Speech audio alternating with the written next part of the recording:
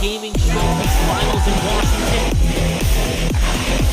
They're gonna bury here to go on to face who? We've made it to the quarterfinals, and wouldn't you know it, some of the best clubs in EU are here on display for today in a best of 5. Number 6 Goons versus number 3 Frolunda HC, and we have one for the ages with these two teams battling head-to-head in this early matinee showing and a best of 5 here at the Caps Gaming Showcase. Good evening, good afternoon, good morning, wherever you are, and welcome to twitch.tv/capitals here for the Caps Gaming Showcase, presented to you by Leidos and powered by Leaguegaming.com. Myself, Nick DeMeo, aka F5 Penguin, joined by none other than It's King Lime, Tegan Blair, with Brandon bMaJuH Bigsby to join us in just a few moments. Limer, it's going to be a fun one. We're down to just 8 teams left. We're winding it down here as we approach the end of February. Yeah, it's been an amazing, long, and fun road, hasn't it? And these teams are going to hold nothing back as they get further into finding out who is going to be in the top 4 to chase down that $20K prize pool, Nick. Yeah, that $20,000 for the teams that are still in the playoffs, looking to vie their position into that #1 winning spot. Shout out to Ludacris for that song. But for those in the chat, we have something special for them as well. And I'm excited to be partnering up here with Zip Chair. I got a Zip Chair. You got a Zip Chair. We love our Zip Chair chairs. And this is a friendly reminder right now. It's giveaway season, folks. If you are in chat right now, be sure to head over to Caps Gaming and you can get yourself a chance to win a brand new gaming chair courtesy of Zip Chair Gaming. We still have, what's great here is 2 chairs left to give away. So if you're tuned in on Twitter and you're tuned in here at twitch.tv/capitals, please keep watching the Caps Gaming Showcase to see if you will be one of our lucky winners. The next winner will be announced this upcoming Wednesday on the Caps Gaming Twitter. Again, at Caps Gaming, get yourself a Zip Chair. Yeah, and what a great Zip Chair they are. I've got one, you've got one, and we're going to head over to somebody who is going to be next on the list is bMaJuH, Brandon Bigsby. We're bringing in as our 3rd host to the show. Happy to be here with you, Tegan, and man, oh man, it just feels like we started a couple of weeks ago. Week 1, we had over 30 teams, and we were just talking about, man, how is it going to look come playoff time? And well, we're down to 8. We have our answer. And now, I think Nick said it best. The best teams that Europe has to offer are in these final 8. We're going to see 2 of them tonight. One with a little bit of championship pedigree as well. Happy to be here with you and cannot wait to see this series shake out. It is going to be a great series as we head over to see our playoff picture here so we know who's running against who's on the left, who's on the right. We've got some familiar names here, Brandon. Yeah, a lot of your usual suspects. You see the top 4 seeds all getting through those first round buys. Not a hurdle for them with the week off. H-Reds, Havu, Frolunda, and Granite all moving on with rather ease, so to speak. And for the most part, most of these other seeds that are a little bit higher or lower, depending on how you prefer to word that, are about where you'd expect them to be. Goons at 6, IQ at 5, and Yavaskal at 8. The only double-digit seed, Conquer Gaming, who we saw last week, upset Tunnel Vision, who was the 7 seed. So a lot of things shaking out about how you would expect it to, other than a team here and a team there. But right here is where it really gets fun, because these elite teams that have been great all season now face one another, and it's going to get tougher and tougher if you want to win that $20,000 prize pool. Yeah, some familiar faces, obviously, in H-Reds, Havu, and then you see Frolunda HC going into the Goons, and let's check out their stats as we put them head-to-head here, Brandon. Yeah, and I think that it's going to be really fun to watch because obviously Frolunda so good and so star-studded really across the lineup. Goons one of those teams that they've been in that top 5 to top 10 range of the standings really all season long, and they're 5-3, and a lot of the times when they've met that road bump has been versus those teams in that top 5 like they're facing today in Frolunda. So I think the big question is, can they match the defense of Frolunda? We know how good they are at being able to set that trap and not letting you establish the zone. Goons, not a lot of a time on attack when it comes to their team this season, so going to have to lock things up defensively and kind of play that strength versus strength here against a really good team in the opposition. Yeah, and when you look at Frolunda, the things that stand out are just the amazing time on attack difference, the shot difference, and they are just deadly on the penalty kill, aren't they, Brandon? Yeah, and it's interesting because they actually took a lot more penalties than you would expect a team like them to take. They took 38 PKs. That was one of the highest tallies in the league during the regular season. So it's not like they're a team that just took a few penalties, happened to kill them off. No, they were in the box a decent amount this season, but it never really pained them too much. Going to be interesting to watch that versus the Goons team that was really good on the power play this season, 3rd best in the regular season at that 36% that you see on your screen. So for Frolunda, not going to want to play it with fire too much because Goons going to make you pay for it if you do. Yeah, they definitely will. The time on attack difference is so massively changing, but we'll see. What we get is we are very close to time. We're going to be looking for Kraketsky, who has 113 hits respectively, Brandon. So look out for that. And then you've got Playmaker at the other side, another high tally with 33 apples this season. Yeah, both of these teams can throw the body around, but I am especially looking at Goons to do that specifically. They led the regular season in hits with 328. That's over 18 hits per game. That is an absurd number. And in the 6 games they've played in playoffs alone, 114 hits. So this is a team that lays the body on. You're not going to have an easy time if you want to score on them. Frolunda going to have to kind of adjust to that physicality because it's not something you often play against these top teams. But Goons likes to throw that body around, likes to get physical, could make it tough if you're trying to enter the zone if you are Frolunda. So going to be fun to see how they adjust to that and how they look to adapt as this series goes on. Yeah, possibly some dump and chases, as we know that the EU teams love to move the puck around in the neutral zone, but when you have the body coming at you and the trap on the line, it could be trouble, Brandon. As we get closer here to jumping into this hockey game, who on either side are we going to have to watch out for?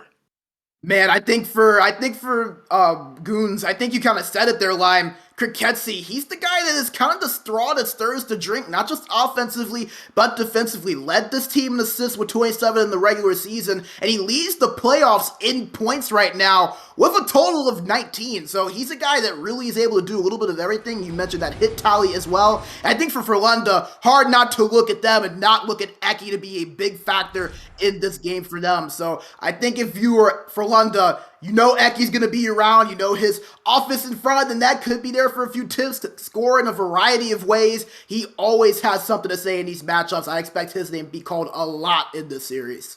Yeah, Eki, obviously a very well-known player, but so is the rest of this Frolunda team, as we have Cape in between the pipes, who's also very good. Yeah, and interestingly enough, Cape had to move up to forward last week because Eki was not available, so didn't play any goalie at all last week, but when Cape is in net, man oh man, isn't he one of the best goalies that EU has to offer. Stats a little bit under that 800 save percentage you would normally see from a guy like him with that .773, but still under 2 goals against, 11 wins and 5 losses, so he's a guy that when he is on, he is a really tough guy to beat, and if he is on, all you can do is just wish the team playing them the best of luck because it is a hard task to try to get past him more times than not. Yeah, it definitely is. And it looks like we do have a little bit of a lineup swap here, Brandon. So I think we're going to be shuffling around here for the Goons, aren't we? Yeah, we talked about Kriketsi being at center. He'll now go to left D with Kesketalo going at center. So it looks like a few switches for the Goons side. And if I am correct, that would be Imeli that is actually being switched out for Goons. Right. So a few switches for them. We'll see how they adjust to that. We kind of see sometimes that can affect how that first game goes. You don't go in with a lineup you expect to play with, and maybe they can throw things off. And even for the opposition, you expect to see one thing, and instead you go into game time and you see something completely different. So it'll be interesting to see how that develops here, especially in this first game, as these teams kind of feel each other out for what could very well be a 4 or 5 game series. Yeah, definitely can. And you're absolutely right. Going in with a lineup that you are planning on playing with and not having that happen can sometimes be detrimental, as we see Ilmari come out of the lineup. But putting Kriketsi back on D could be beneficial, Brandon. We know he likes to move the body. You're going against Patslap, Playmaker, Eki, guys who love to come in with speed, love to move that puck around. Maybe putting him back there might be beneficial to bumping on the cycle that we know Frolunda likes to use. Yeah, and interestingly enough, Kriketsi at left D, Eki at right wing, so they will be matched on the same exact side. So yeah. Eki's going to have to kind of adjust a little bit. Obviously, you would have been used to seeing Ilmari back there, if I'm correct, just kind of checking through the stats, but now you have a guy in Kriketsi that lays the body, and he does it a lot. He led the league in hits this season. So now if you're Eki, you kind of have to look out for that, something that you're not used to seeing, and that even in this series you weren't really expecting to see. So it's going to be interesting to see if Frolunda kind of adjust to that or not. But man, oh man, Lion, we've got a good one. We're in the final 8, and we got 2 great teams in front of us. Can't wait to hear you and Nick call. This should be a blast. Goons versus Frolunda HC. About to get underway here as I thank Brandon and, of course, my very good friend, my color cohort in It's King Lime, Tegan Blair. Alongside for the ride, Nick DeMeo, a.k.a. F5 Penguin, Caps Gaming Showcase, presented to you by Leidos, powered by Leaguegaming. Going north on your screen. Quick start here, though. Starting early, backhand chance on Fincona. And that was Playmaker before I could even get the team colors out, Tegan. Just like that, you know, they want to start off early, does Frolunda, and we'll see if they can make something happen here in the offensive zone draws. That was a great start. That's the team in the dark red, the burnt orange, whichever color you want to call it. I guess that's orange more than red. I'm not colorblind. Here we go. Goons in the red and white, though. There's another short side chance the other way, and that's Kape getting his first touch of the game. Yeah, Kape likes to feel that puck early and often, and he does better when he's playing that way, and those jerseys do look sharp tonight. They definitely do. Those dark orange and black. That shot just whistles by. Second effort off the backboard. And that was going to be Kesketalo getting his first shot of the game here. And another great save by Kape. Yeah, there's a little bit of chemistry between Kriketsi and Kesketalo as they switch positions, but they still get it moving here. Face off there, one back by Frolunda. They'll finally slow things down as the beginning 3 minutes of this game so far has gotten a little bit crazy. There's Eki with a way to get in front of that lane. Pushed along now at center ice, up the right side. Dropping that off. Kesketalo just got some pucks trickling to Kape, but he found it and smothers it. A lot of puck control in Frolunda's territory here. The Goons doing a good job of putting the pressure on after Frolunda came out pretty hot. Face off there. Playmaker is going to take that out of the zone with some speed. Self-chipping a couple of times. Feeds one across the front. Can't connect on the pass. Now down to the right side. Eki working with a Playmaker. Back skates in there. Trying to get cheeky with it. He's still there behind the net, though. Working to feed that in front. That's going to be intercepted out by Satapoika. Drops it to Jay Toro. Jay Toro up through the neutral zone. Kriketsi had it on his stick there. Couldn't pull the trigger, but does there and scores. The first opening goal comes from the man that moved to the left defenseman position in Kriketsi, and he leads the playoffs in points and continues to do so here. 9th goal of the playoffs. Well, it doesn't matter, I guess, Nick. If you move him to the back, if you move him to the front, he's still going to find the back of the net, and the captain comes in and gets one. What a gorgeous goal. Coming down from the point, activating himself, and finding the back of the net against a very tough team in Frolunda. Kesketalo played in round 2. Had 6 goals and an assist. That time, it's the left D in Kriketsi, who's normally the centerman, netting his 9th of the playoffs, which is just great for the Goons as they try to take down the powerhouse in Frolunda. Yeah, exactly right, Nick. You hit the nail right on the head, is that the Goons want to come out often and they want to come out early, and that's exactly what they did. We'll see if they can build on it and get another one here. Almost like a Pink song. They're coming out, so you better get the party started. As we continue on, Frolunda try that centering feed through. And that one was intercepted. They'll go back the other way. That stick lift on the stick of Piku Rager lifted him off the puck, and Frolunda will recover. About halfway gone through the first period. Traffic there, just trying to fire that one through. Got it through, but Finn Kona able to make the save. Yeah, good save there by Goons' goaltender, and Potslov coming down, just trying to sneak one 5-hole. That has been working here in NHL 22, but not today. The door's shut. Face-off win, set play off the post there. And try to backhand that one to the slot area. The creativity from Frolunda right now, really impressive. Yeah, it is very, very impressive. Frolunda comes up with a great answer after going down early. As here they come again, Eki. Eki there just lost the puck, and that got behind the goalkeeper for Goons. Moved up the right side, Jay Toro. That one's stolen. Taken back the other way now. Up the boards for Playmaker. Off a body there, and that kind of almost fell to the goalkeeper, but they'll keep it away from him. Puck's going to trickle out, hit a couple of sticks, and it finds its way to the man with the only goal of the game so far in Kriketsi.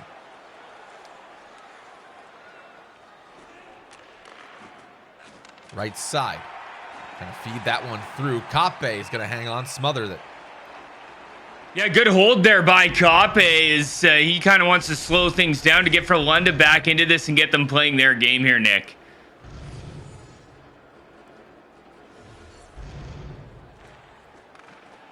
Face off here tied up.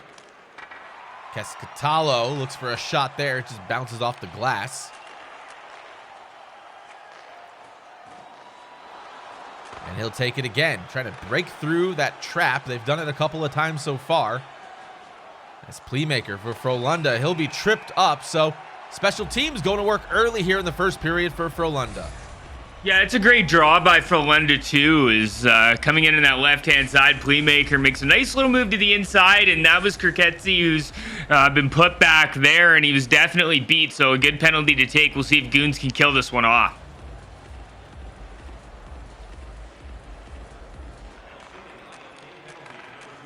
Loimu, quick passes. That's Timu. Timu and Loimu getting active there. Another quick pass. Eki firing one from the left circle. Kept it in. Eki looking for some redemption after falling in the Bolts Shell Challenge in the semifinals. Looking to take his team to the championship gold here in sixes. As that puck comes all the way back down. Frolunda looking to move it back out. They'll do so. Over the blue line. Stops and goes. Center point. Loimu. Timu. Gonna find a lane in. Eki down low, quarterbacking. That shot just goes just wide there on the right side. Another slap shot coming in, blocked in front, thrown across the boards. J Toro clears it for now. That's a good interception coming out of the zone, but they couldn't clear it.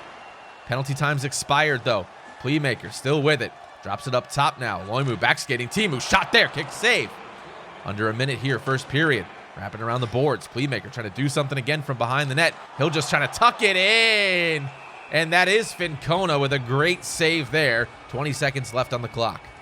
What an amazing power play by Frolunda, and I don't think Timu and Loimu get enough credit, Nick, as they play behind such an amazing group of forwards, but they are very, very good themselves. That final effort came in from Frolunda to try to tie it before the period's up. Eki, one last chance, playmaker, tried to drop it up into the slot. What a beautiful play. That was intercepted by the Goons, and they go into the locker room with the opening goal from Kirketsi. It's 1-0. Yeah, that's definitely where they want to be with that opening goal in the first period there, Brandon.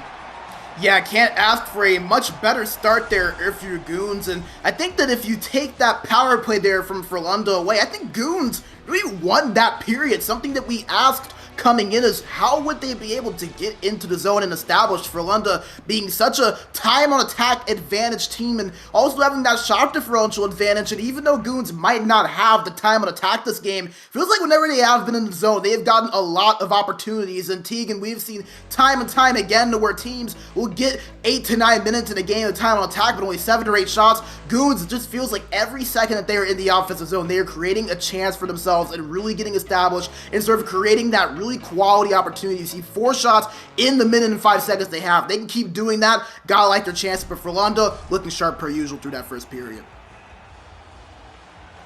Every hockey player is crazy about a sharp-dressed Frolunda player. They're down by 1 right now, but they look to get back into this.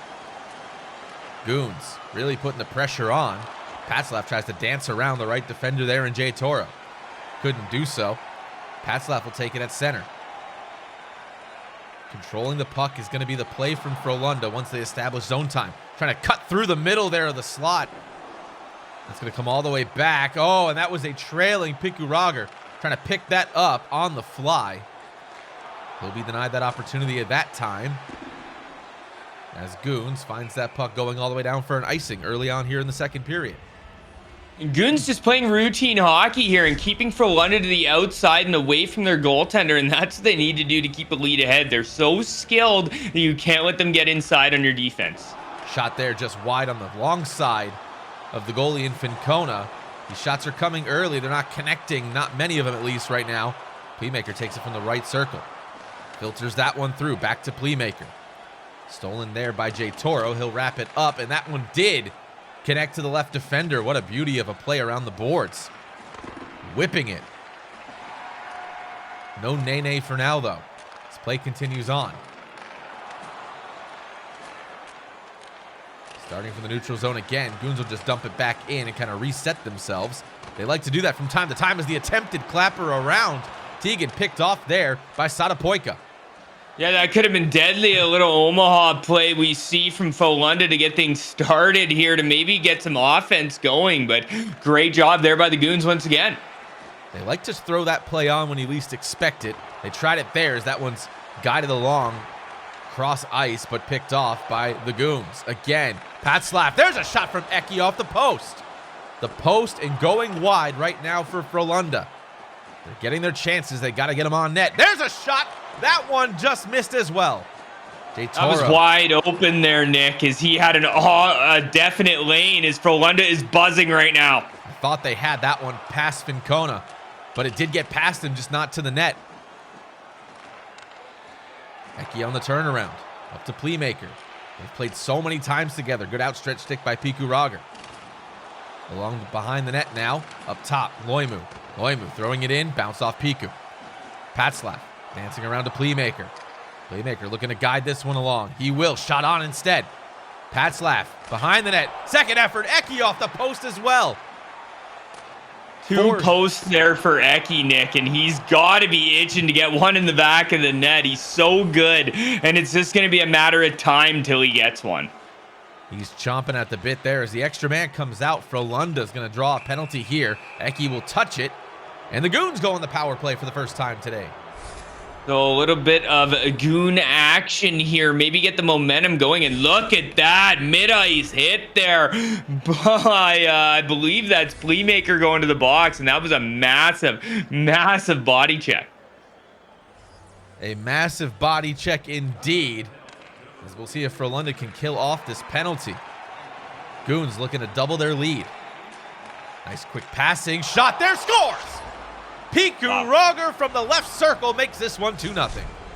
Yeah, and that's why they have the third best regular season power play. You know, these guys know how to put the puck in the back of the net, and that just shows you how moving the puck around can definitely put it in the back of the net, and they do that. It's just two passes, finding the open player for the easy one-timer, and that's NHL 22 in a handbasket there, Nick. You win by playing the game the way it needs to be played. They're doing so here, at least in game number 1. So Frolunda now down by 2 halfway through game number 1 in this best of 5. Patslav recovers that from the boards. We're going to fire this one back on net again. Good control by Patslav down low. Fakes the shot there up top, Loimu. Loimu fakes it again, Timu. Loimu, one-time chance. Can't get through. Patslav to Playmaker, around to Eki. Eki controlling it slowly. Plenty of time left on the clock here as they try to dance this one to the middle. They will! Off the rebound from the broken play off the skate. And Playmaker cuts into this lead. And Playmaker wanted to get Frolunda back into this game, and he does so here with a great play and resilience from him in front of the net. He just doesn't give up on that puck, and you got to keep going until that whistle blows, and there's a perfect definition of it as he just pushes himself to the front of the net, follows up on that puck, and just shoots it right over the goaltender. Nick, you're right. It was a little bit of a broken play, but you got to stay on that puck, and he gets himself in good puck position behind the defense and in between the goalie, and that's where your defense needs to be to stop those goals from going in. Absolutely, as Playmaker was just firing up on that right stick, making sure he got that shot off. It worked out to his benefit. And they're now only down by 1 here, late in the second period. Goons looking to pass this one up through the blue line. They're stopped by the trap in this best of 5 here. Twitch.tv/Capitals. As we welcome all of our first-time viewers in. Under a minute here in the second period. Through to Patslav. They'll come offside. Good control there to break things down and start in. They will with speed now. That was a good effort by Loimu, but couldn't find his intended recipient. Time winding down here offside. Just a couple of ticks left, but a good period by Frolunda to recover from that second goal by Goons. Yeah, I think Goons thought they were onside there because Frolunda put that back into the defensive zone themselves. Pretty unfortunate for him, but we are going to go to the end of period number 2 where this game is oh so close, Brandon. Yeah, really close. Goons getting out to that 1-0 start and then doubling it in the middle of that second with the goal from Piku Roger. But how about Frolunda? We've seen them do this time and time again. They get down early and they claw their way back. And they're just one of those teams to where no lead feels too large for them to come back from. And 2 goals definitely no exception. But how about Goons? They might not be winning that time on attack, but just like they did in that first period, it just feels like whenever they get into the zone, they give themselves at least 1 or 2 really high danger chances. It's one of those things we always kind of talk about the time on attack, but sometimes just getting the opportunities when you're in the zone is just as, if not even more important than how long you were in it. We mentioned it earlier, you can be in the zone 8-9 minutes in a game and only have 8 shots, and most of those shots not be of high quality. Goons, maybe not a lot of zone time, but a lot of chances for Frolunda. 1 period to try to tie this thing up and come back. Will we see a tie up, at least on the score line, or will we see a game 1 victory for either squad here before regulation? Time will tell here. Period number 3. Game number 1. Goons looking to increase their lead once more. They've had the lead the whole game. Dangerous pass there to Timu. He makes light work of it, though. It comes all the way back to Kriketsi, who started the scoring off in the first period. Skating around to J Toro. Good outstretched stick there by Playmaker. Breaking that play up for now, and they'll go offside here to J Toro.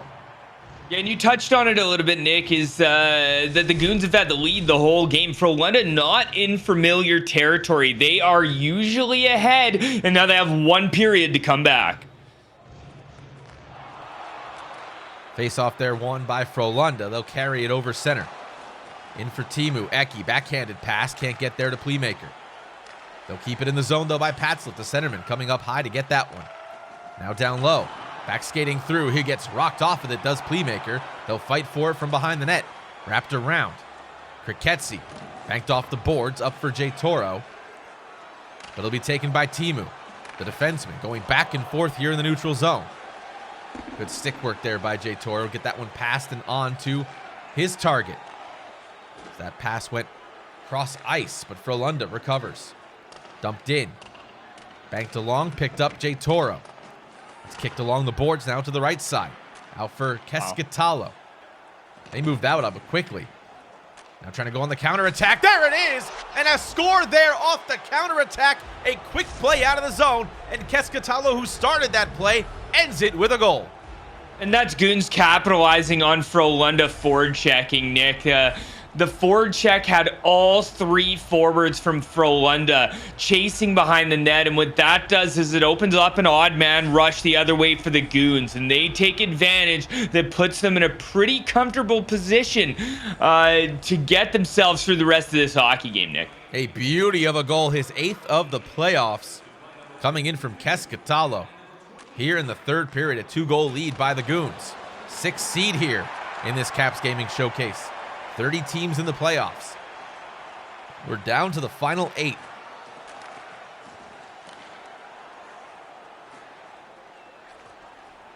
That one's sent along. It's going to be icing here, so halfway gone in the 3rd period, Tegan. Frolunda has to go to work here. Frolunda has to go to work is an understatement here, because the Goons have been so good in the defensive and offensive zone, capitalizing on their opportunities. And you know, if I had to guess, the Goons would be taking this one, but Frolunda has a lot of work to do. You said it. Under 10 to play here in the 3rd period. Frolunda down by 2, and the Goons looking to just slow things down to keep them away from that high-scoring area around Fincona. They like to work the corners. Skating in J Toro. He'll spin around. Gets hit off the puck there at the right corner. Coming in now 3 wide. Loimu in the offense there. Flashing a bit of a kick save is Fincona. Eki working down low with his partner Playmaker. Shot one in there, low angle. Good save, Fincona. Play will continue. That's Kriketsi again. Lost that puck coming through. Playmaker's going to bring 3 wide again into the zone. They will. Drop top. Eki in front. There it is. Low angle, but they'll wave it off.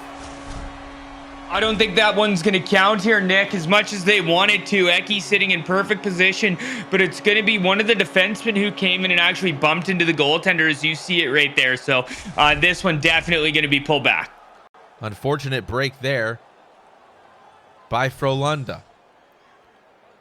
So they'll come back to the neutral zone, take a face-off by Goons. And for Goons, Controlling the play will be their key over the next 5 minutes of in-game time. Frolunda, a heartbreaker there with that goal, even though it was interference. They wanted to get that one, had it ready to go, and just couldn't get out of the way of Fincona, so that one got called back. Here's a lead play up now, Satapoika. Satapoika trying to split the defense here. Loimu's trying to get this out of the zone quickly. They're working towards it. Teemu to Loimu. Up to Patzliff. Back down to Loimu. Trying to get a shot and a goal here. That one's taken out by the Goons. Satapoika going in down low. Just lays it along as he takes a hit to make a play. Keskatalo tries to throw it back to him. Teemu will pick it off. Real time 60 seconds to conclude this third period. Forcing it in front. Backhand chance. Piku Roger. Able to get that one out of harm's way for now. Patzliff. In for Eki. Back on the give and go. Stop there at the blue line. Piku Roger again. Standing tall defensively in the left wing spot. Send it in down low. They'll work from behind the net. Just trying to keep it all the way down the goal line. Trying to keep it behind the goalie. And this is smart hockey from the Goons right now. 30 seconds left on the clock. Eki over the blue line. Now Teemu. Teemu, backhand chance, hits his own teammate. Piku Rugger just throws it out of the zone as time is winding down in game number 1. Slap shot it in. Behind the net working. Dozen seconds left. Backhand chance denied. Still in front. Slap shot can't get through. That one's cleared out once more. And the Goons will take game number 1 and banks another one there as 3 Goons players were down on the ice and a sliding and flailing Kape could not make that save. That is a statement goal if I've ever seen one, Tegan.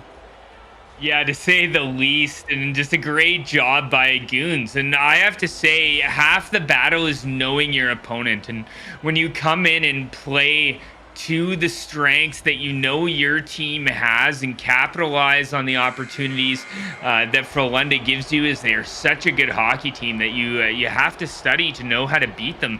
And, you know, the Goons did a fantastic job at taking this W here.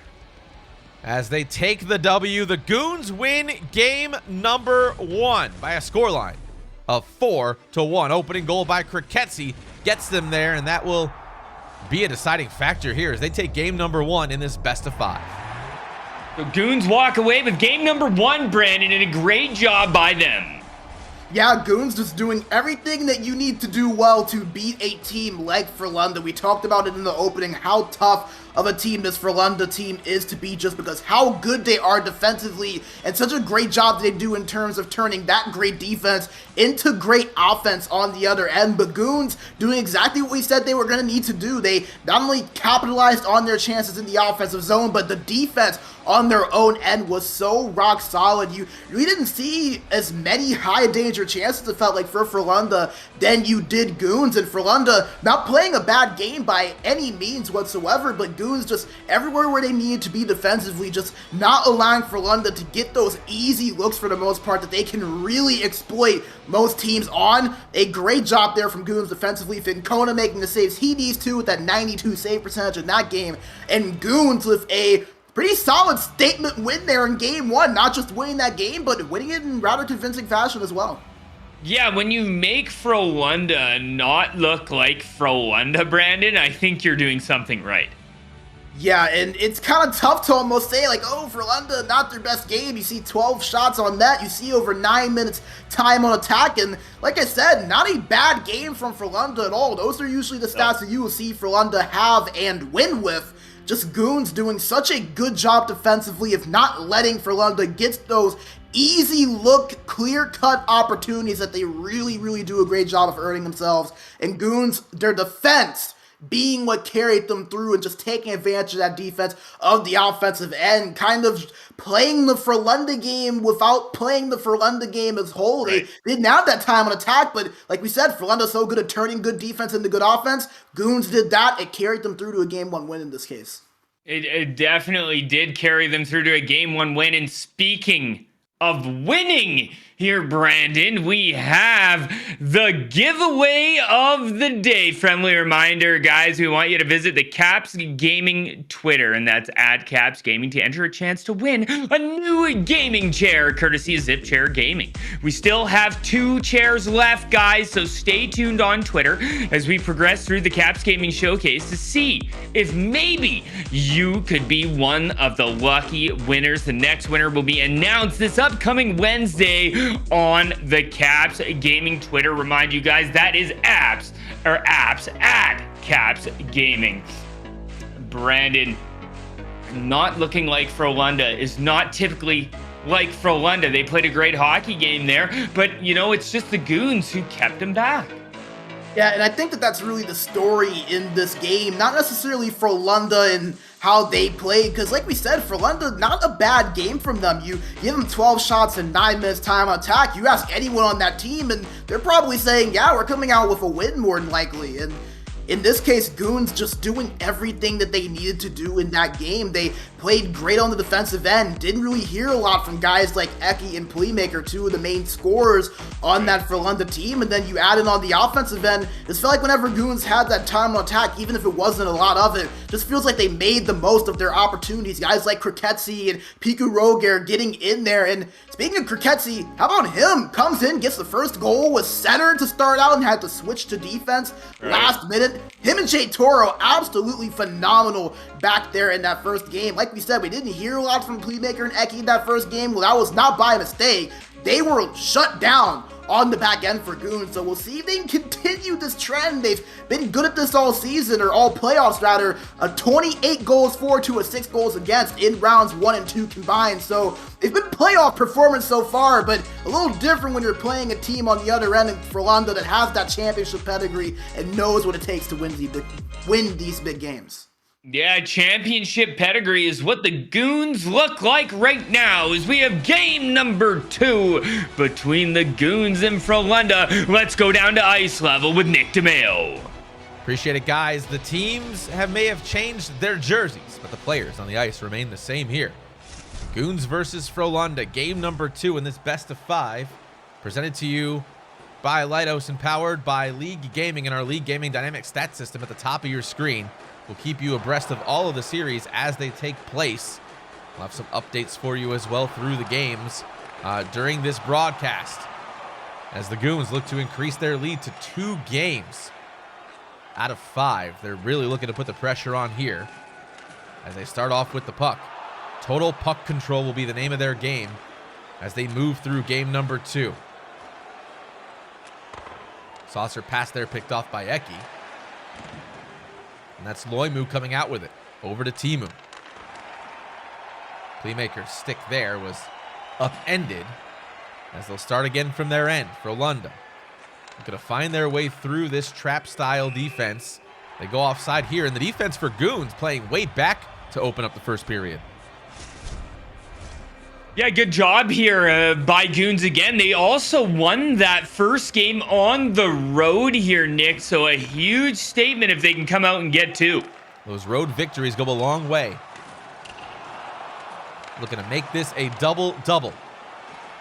Trying to throw that one off the side of the cage and maybe beat Kape, but Kape stood tall there. I don't know if they'll count that as a shot, but he did have to get in the way of that puck. Now Frolunda in the zone. Stick checks galore. Who's coming out with it? It's going to be the Goons. They'll fire that one up. Way to connect there to Kriketsi. He's on the attack here. Cutting through the middle. Trying to fire that one on was Piku Roger. Good way to get in the body and get in the lane of that shot by the defense for Frolunda. There's a feed in front. That one was intercepted as well. Kicked along behind the net. In front, off the post. How did it not go in? Oh my goodness. Fincona nabs that one off the red line. What a save by Fincona, and we got to say a great job at the other end by Timu and Loimu as they got in the way of that tic-tac-toe play that the Goons scored on last game. They snuffed that play out the second time. They said, fool me once, strike 1. Fool me twice, there is no strike 3. Shout out to Michael Scott. Timu. Offside with Frolunda, and Frolunda looks a little bit different in game number 2, I think.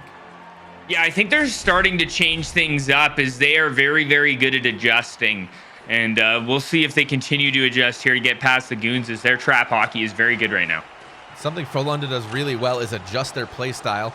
It's how they've taken down teams like H-Reds and VOD in the past as they look to move to the Final Four here tonight. Good chance there by Goons, though, was trying to upend and disrupt that opportunity, but that's a short side effort. Defeated nicely by the centerman in Keskatalo. Timu.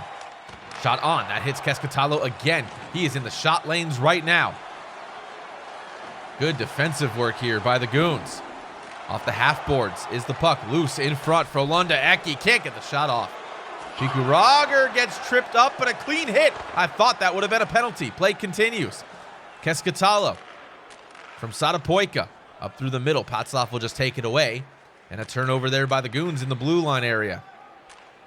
Frolunda looking a lot more aggressive as we get through this first period. Nick, you saw it pretty early. I'm starting to notice it now, but look at how quickly they're all over that puck as you see Eki come back and help out his defense as the winger. Frolunda here. Really going to work. Working it around the outside right now. Slap shot comes in center point. That's pushed away, deflected off a body. Eki keeps it in. Dropped up top Loimu. Quick passes here. That one's given away to Pikurager. He's been all over the ice tonight too, as someone who stood tall in the defensive area, but also making it work on the offensive side of the ice. Right now the defense shining for the Goons as the pressure's coming from Frolunda. Another shot there gets deflected wide. These shots not finding their way to the net has got to be frustrating for Frolunda right now. Yeah, it has to be, but their defense is so good. Loimu stopping a perfect 2-on-1 there, letting Frolunda be this aggressive. Wraparound chance from Playmaker from behind the net. That's what he wanted to do in game one. He finally makes it happen in game two, and Playmaker opens up the scoring. It's 1-0 for Frolunda.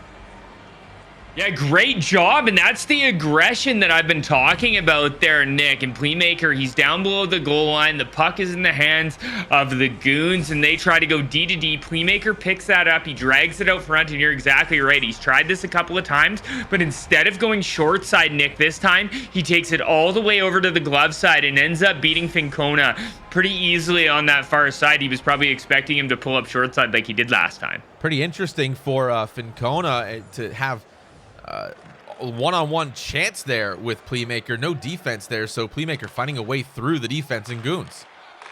But a response here from Goons, trying to make it happen via Satapoika. Satapoika, wraparound chance, Pikurager. Keskatalo from behind the net. Wrap it along. There's Kriketsi with it. Fires that one in, bounced off a body or two. And it'll finally skirt out of the zone. So turnabout being fair play here. The Goons now down by 1 here in game number 2.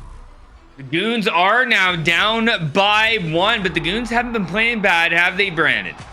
Not bad at all, but I think that you and Nick both pointed it out best. You can just tell the urgency that Frolunda is playing with, how aggressive they have played through the first 20 minutes of hockey here in game 2, when they finally are able to get rewarded there with that first goal from Playmaker. And that's really the first, I guess, break that we have seen from the Goons defense. I think you had mentioned that Playmaker, pretty clear shot on Fincona, no defense around, was able to just get in front of that net and get that clear-cut opportunity, something that Frolunda was not able to get at all in game 1. As you can see the replay there, just Playmaker collecting the turnover and the two defensemen down low, clearing that lane for Playmaker in front to take advantage and put it in on Fincona. But nevertheless, still not a bad period from Goons, considering Frolunda playing the way they are. Another close chance there, speaking of Goons. But I think if you're Goons, you keep playing the way you are for the most part defensively, get a few more chances like you did in that first game. Gotta like your chances to tie this up. But Frolunda, absolutely buzzing right now.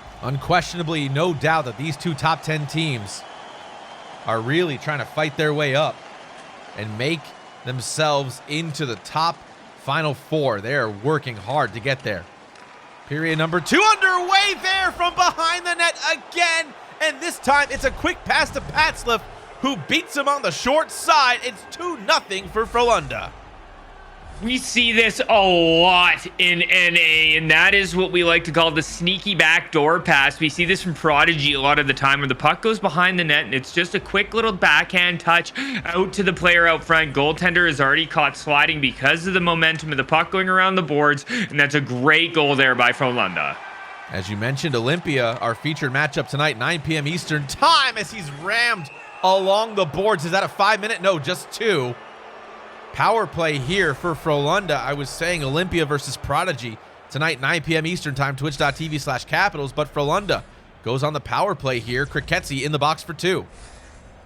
Kriketsi gonna go to the box for 2. We know he likes to throw the body around, Nick, and he's gonna get caught here, and Frolunda is in pretty good territory. They're up 2-0. They get a power play to answer here to possibly get 3. We'll see what happens. And he saw those numbers and just clocked him sideways, as I think that was Eki who fell down on the ice. Nevertheless, Frolunda trying to fight off a quick short-handed onslaught there from the Goons. They did so successfully. Teemu, Loimu, quick passing, and somehow offside. I think Patslif was looking for that puck. Yeah, Patslif just a step offside, a little antsy to get into the zone and get this power play started with 1:08 left on it. Yeah, they want to get that 3rd goal, and they'll feel really good if they can get that 3-goal lead for sure. As we know, the Goons can score often and in a flurry. Stopping that one up is Playmaker. Teemu to Loimu, down low Eki. Give and go one time. Here's the chance from Playmaker behind the net. That's going to be J Toro coming down to disrupt that one smartly is Fincona. Covers up, the puck trickled right to his pads. Yeah, Fincona playing very good in there for the Goons in game 1 and game 2, but Frolunda just able to put a couple behind him here. He needs his boys to come up and get one. 16-14. Penalty time is expired here. We're back to full strength, as that was Kriketsi just kind of hanging out the blue line, Tegan, waiting for that puck to kind of find him. Yeah, he was just moseying his way across that line, wasn't he? Nobody suspected he was back there just whistling while he works, but he couldn't get that puck. Can't fault him for trying that one, I don't think. His play moves on here. 5 gone in the second period. 2-0 Frolunda in game number 2. Good shot on, can't find a body in front. Short side effort there. That was Sadapoika. Kriketsi down low. The left D-man is way in the play, and that's going to be a good thing because he normally plays center, so he's used to it. That slap shot blocked by Eki. Forced to his right of Kape. Loimu getting after it. Kriketsi's going to fight him off there. Loimu's going to fight again. Eki shrugs off that would-be check. Patslif with speed through the zone. Eki lays it up. Loimu shot there. Good block by Fincona. He makes that save as it bounced off of his chest. Piku Roger on the counterattack, though. Up Kriketsi. He's right there at the doorstep. It couldn't pull the trigger. What an amazing play there by Kriketsi. Good defense by Frolunda. Yeah, it's pretty interesting to watch Piku Roger and Kriketsi go back and forth and switch positions in the offensive zone. They're doing a very good job here. Haven't been caught yet. Very well in sync here, for sure. No Backstreet Boys required. Piku Roger again. Trying to keep this one in the zone and get a goal here. It's going to be turned around by J Toro. Right side, Sadapoika. Sends it around, picked up by Loimu. He'll intercept that play. A giveaway in the offensive zone there by Goons. Eki now with a step. He's going backhand on a pass there to Playmaker. Hits the post. Another post shot there by Eki. 2 posts in a row, and that door was wide open for Frolunda. Holy, what is this? Buy one post, get the other one for free. 2 easy chances by Frolunda, but Fincona's going to be thanking his posts. I think that happens if you use promo code ZipChair, but I can't confirm or deny that. This play moves on here. Eki gets rubbed off that one. J Toro now. Slowing things down, plenty of time left on the clock. They don't have to force too much. But they do have to get into the zone. Teemu will take that away. Good forechecking though, Piku Roger. Strips him of the puck. From the half boards, out with it, Patslif. Playmaker, 2-on-2 if they hurry. There's one. There's a shot there coming in from Teemu. Good wrist shot, better saved by Fincona. Good activation there by Timu to notice that Eki was behind the play, jumping into that one, getting a good scoring chance here with 3 minutes to go in the second period. Face off to Fincona's right. Puck dropped, won by Eki. Behind the legs pass there. Was trying to find Patzliff cutting across, and we know you love that cut play, Tegan. Yeah, no, it's very nice as we see it here again, but a shot is taken on the left-hand side by playmaker. Playmaker going to work here, just trying to pick those low angles, those very sharp angle corners. And it's working so far as they're testing the goalie, but haven't been able to beat him but once on those attempts. As there's a turnaround shot on the counterattack, and Kriketsi gets his first goal again for Goons. It's now 2-1, and they are starting to chomp at the bit. This guy has to be sitting in a zip chair. There's just no question. He's all over the ice. We see Piku Roger get into it a little bit as the left winger coming into this game, but he sends it over to none other than Kriketsi, and this game's opened up here as we get 1 minute left in the second period. Quick minute here in the second period. Won't be the case in the third. For now, we're under that minute. Kriketsi again gets the first goal of the Goons for the game 2 and game 1 now. Good outstretched stick there. Playmaker gets robbed of that scoring chance. Final 5 seconds here. Frolunda looking to make this 3-1 late. Has the chance at the doorstep. Can't fire it on net. And as the time expires here, 2-1 your scoreline. Kriketsi cuts the lead in half. He definitely does cut the lead in half, and that gives some hope here to the Goons, doesn't it, Brandon? Yeah, it's exactly what the doctor ordered. Do not want to go down at a 3-goal deficit against a team like Frolunda. So really a potential game-shifting goal for Goons. They get that goal in around that last minute. You, me, and Nick talk about that all the time, how those goals in the last minute of a period can be so big in terms of the way the game goes. And Goons able to get that one to cut that deficit in half. But something I'm noticing for Frolunda to continue to look out for, they are really prioritizing getting their chances from behind the net. Every single one of their goals so far starts from behind the net. They get things moving a little bit, cause that defense kind of move down an open space through the middle. That same space they were not able to get in game 1. So Frolunda kind of adjusting how that they're moving the puck around, opening that space in front by going down low and just working it up. Look out for that for Frolunda. It's been really successful for them in this game too.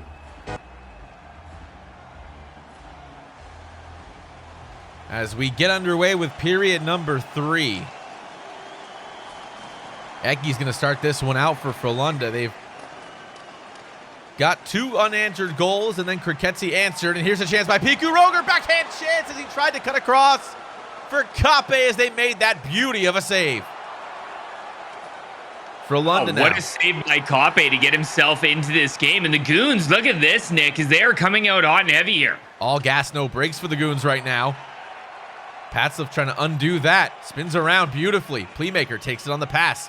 Tries to drop that up to Eki, who's coming in late. They'll have to chase that one down. Mr. Lundgren himself in Kape plays that out to start off the Frolunda attack here. Puck just chipped along. It'll find Kriketsi's stick. Now Jay Toro. Jay Toro back skating through Eki. Wow, what a play to get around that defender, but he gets chipped up in the blue line area, but I haven't seen that kind of sidestep off the board there before in a long time. You have to do stuff like that when you're going up against guys like Eki. I don't think it is the move that's necessarily so nice more than the guy you just got yourself around. That one's tipped there. Traffic in front looking for a chance, and right now the Goons came out of that locker room buzzing. They are buzzing, Nick, and it's a very good job here by the Goons. They got to keep this pressure on, though, because they need a goal. They only have 13 to go. Would you say they're heating up, King? Yeah, either or. Buzzing, heating up. The boys are going nonetheless. Trying to fire that one across the slot area in front of Kape, but that chance was broken up. They'll come back out. As Goons regathers this one. Cross center, poke checked. Kept on side. They didn't skate off. They still control the puck. They got to do that here with a great face-off winner in Frolunda on the other side in Patzliff. Passes there, get intercepted. Comes back out to center. You know, at this point, I'd think if I am anybody on the Goons, I am looking for Kriketsi. I don't care. I'm giving him the puck and hoping some magic happens as he's been so good in these 2 games so far. See if he gets activated here. He has the puck now. Halfway gone through the third period. Time still on the Goons side here in game number 2 in this best of 5. Dropped up top, J Toro. Kriketsi, he's got it now. Center point, looking for the high slot area. Can't get that shot. Over to Keskitalo. Off the boards. Picked up Sadapoika. Piku. Now Keskitalo. Wrapping this one around. J Toro, center point shot goes wide. That was Kriketsi with a shot. Couldn't get it on net. Now in for Playmaker. Fed that one across, and J Toro played that beautifully. And there it is, 6.5 to go here. Kriketsi is up the ice. He draws a penalty, and this is what Goons need. They get a bit of momentum on their side, and they get the best player on Frolunda sitting for 2. Eki sits. Goons on the attack here. Power play for 2 minutes. Picked up Sadapoika, but he'll lose it just as quickly as he got it. Kept in by J Toro. J Toro. Center point. Kriketsi. Spinning around. Looking for a lane in. That's a good pick off by Loimu. And he's off to the races here. Right D and J Toro on him. He's able to clear that one out nicely. But killing off about a minute on the power play so far. He's back there is Loimu. Keskitalo. Now Piku Rager. Left circle. Right circle J Toro. Sidestepping one defender. That was Playmaker he got around. Puck comes all the way back out to center though. 24 seconds left on this man advantage. They're onside. Flipped out again though. Good clear by Frolunda. As things are heating up here, penalty time's expired. Eki out of the box on the breakaway. Steps outside. Diving poke check by Fincona. Breaks up the breakaway. I don't think Eki expected that. You saw him put on the brakes. Fincona came out anyways and said, I'm poke checking, buddy. And he got himself in a good position to give the Goons a chance to tie this game up. What a play by the goalkeeper. Eki came out of the box storming. Playmaker, short side chance. Saved there by Fincona again. We are at 100 seconds remaining in regulation. Frolunda up by 1. You're watching game 2. Caps Gaming Showcase EU Division quarterfinals. Under a minute now.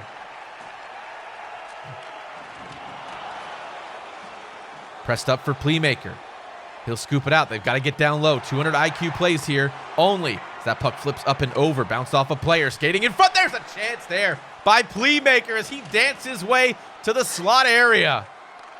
That was the filthiest thing I've seen in esports hockey, and we've seen some pretty nice stuff recently, but what a back skate there out from behind the net to slide through 2 checks and get a shot on. He scored on the first one, so the fact that he couldn't score there, he's got to be hating himself, but now a penalty coming up here. Frolunda, I believe, is that Frolunda going on the power play? I missed the call there, but I think it was.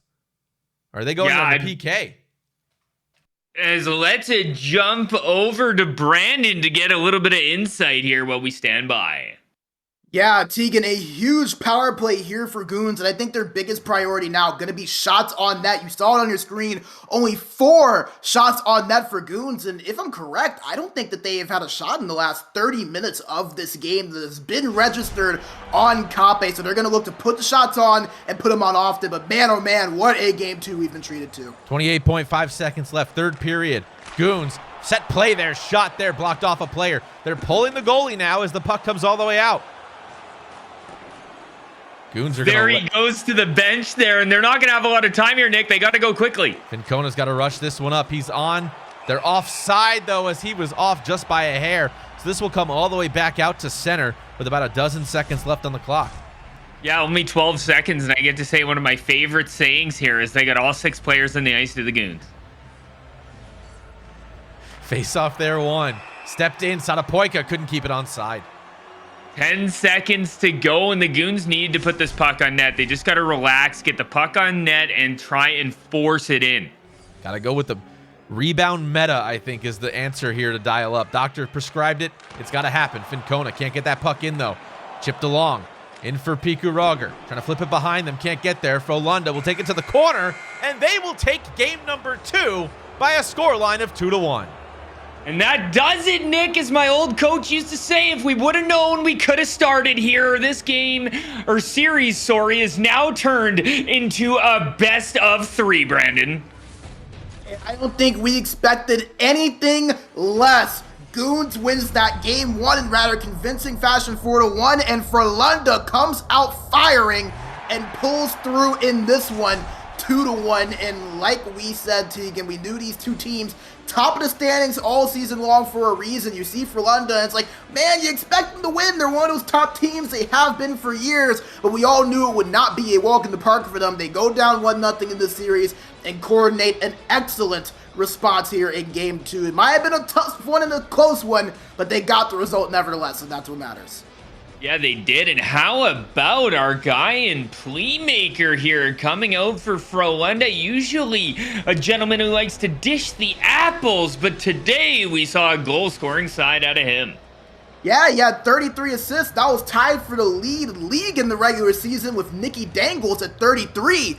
But in this game, like you said, Tegan, he was able to put the puck in the net a little bit himself in this game. And sometimes when things aren't really clicking the way you want them to, a few passes here being broken up, the defense playing well on the other end, you're going to need all 5 guys to step up when they get those opportunities. Playmaker has that scoring ability despite being the playmaker on this team. He showed that here in this game and why he is such a good player. Both ends is a beautiful play there. The kind of opposite end, no-look pass to the slot.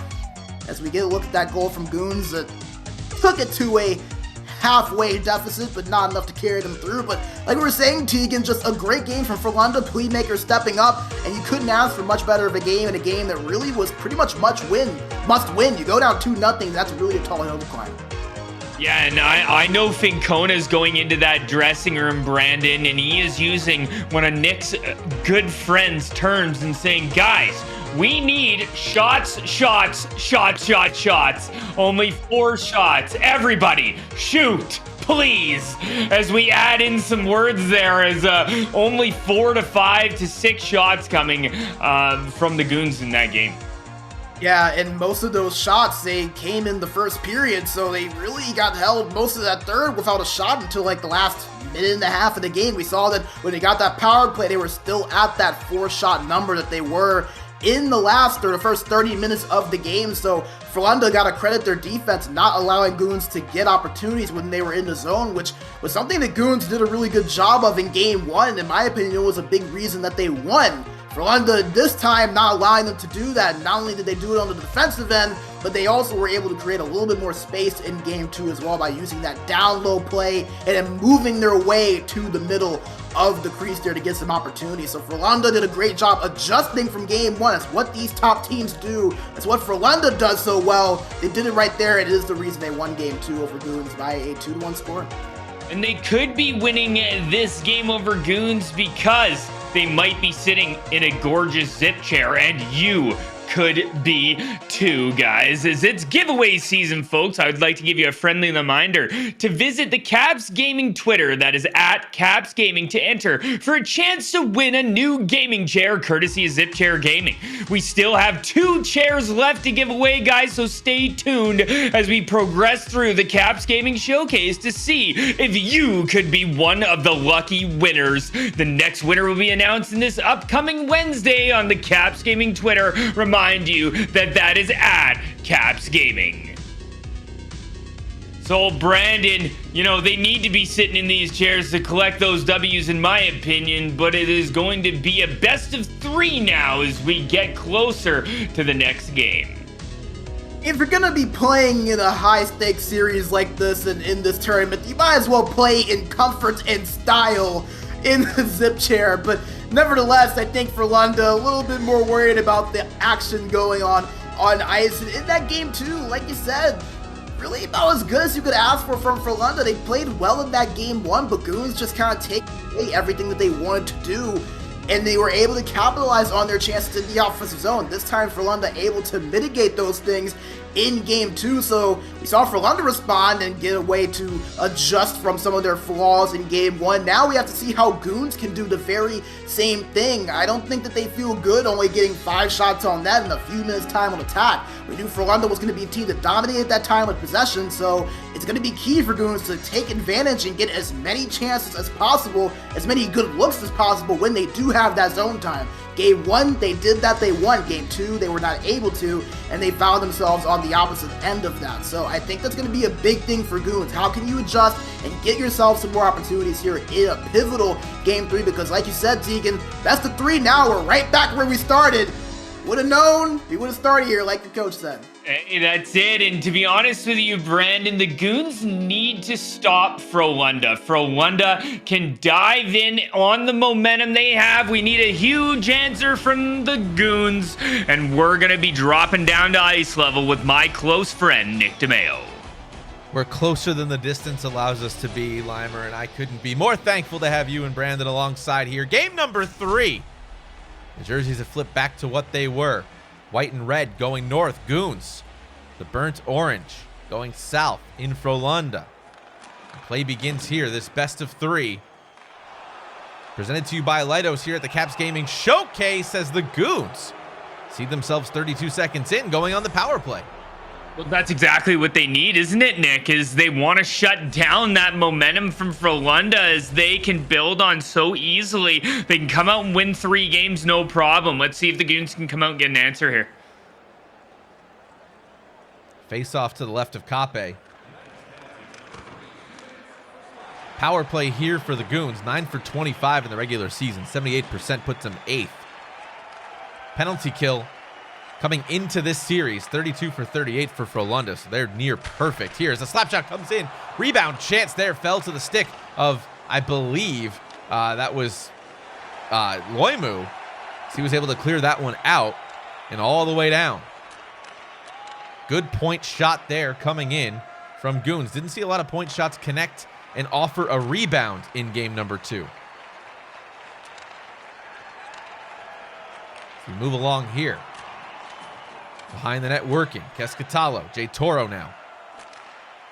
Controlling the puck well. Slap shot comes in. Penalty time expires. That's the left defenseman back out on the ice. Timu back in his spot position. He was racing back there to say hi to Kape. Shot came in. Kick saved there by Kape. Eki looking to clear the zone. Still in now. Kriketsi. J. Toro. Right circle. Working. Down low now. Satapoika. Satapoika got clocked off that puck again. He's been taking a lot of hits so far in this series. Playmaker, Timu, shot there, saved by Fincona. Second effort, in front, Kriketsi.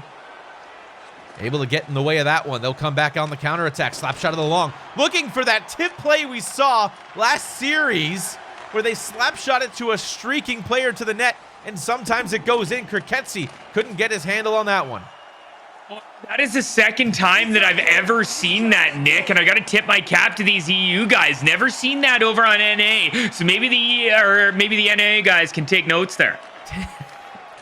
I know that take note very well. You are absolutely right, Tegan. There's some things that both sides are learning from in watching this Caps Gaming Showcase. When you get to see the best of the best on both sides of the pond, you learn a thing or two as a shot comes in. Fincona able to hold the post there. Kriketsi taking it on the run. Kescatalo following him up. That one's stolen by Loimu. Kept in Kriketsi. Words are hard here on a Sunday at 2:13 p.m. Eastern time as we move along. Eki, half boards there. Gets that one stolen. Try to say Kriketsi and Kescatalo 3 times fast. Nobody can do it. I don't care. You're not wrong about that one, Nick, because I know I've had my fair share of jumbles myself, so you're doing a great job over there. Keep up the good work, my friend. Outstretched stick there. That was Piku Rager getting stolen and stripped of that puck. Timu's got it, and Frolunda's just trying to slow down and get out of the zone as 2 players from Frolunda take a hit here. Counterattack is on from the neutral zone. Kriketsi, left circle spinning. Center point J. Toro. They'll slide across. That's going to hit a body. Satapoika couldn't get a twig on it. Kescatalo. One-time shot from the center point. That is none other than Kriketsi again with an opening goal for his team Goons, his 11th of the playoffs.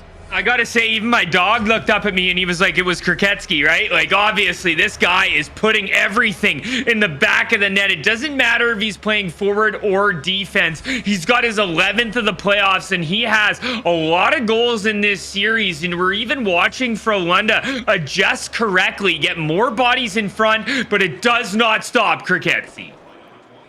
As it's 1-0 for Goons now, wraparound chance, but Kape holds on as we go down to ice level here with bMaJuH, looking at some hitting going on between these two clubs.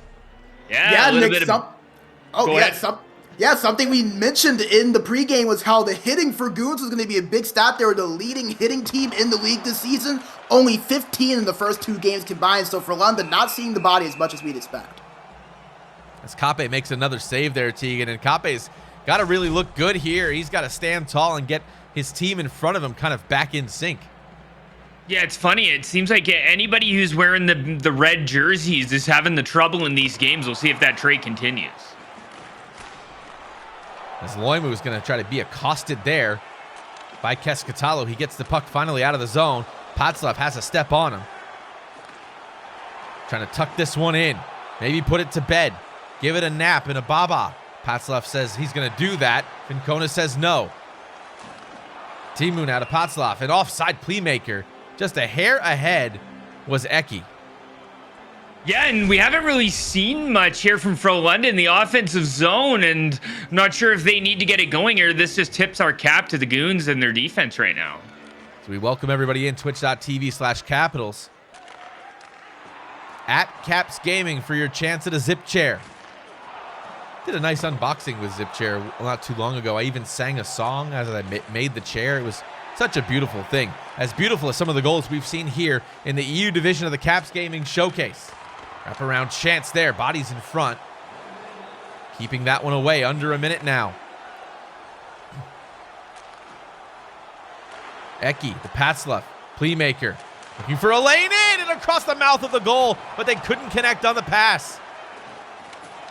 J Toro. Great job by him to stay with Eki. Eki is a very, very hard person to stick with, and J Toro does a great job. So we go into the locker room at the end of 1.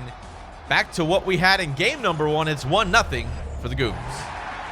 1-0 for the Goons, and we're going to jump over to my other best friend, Brandon.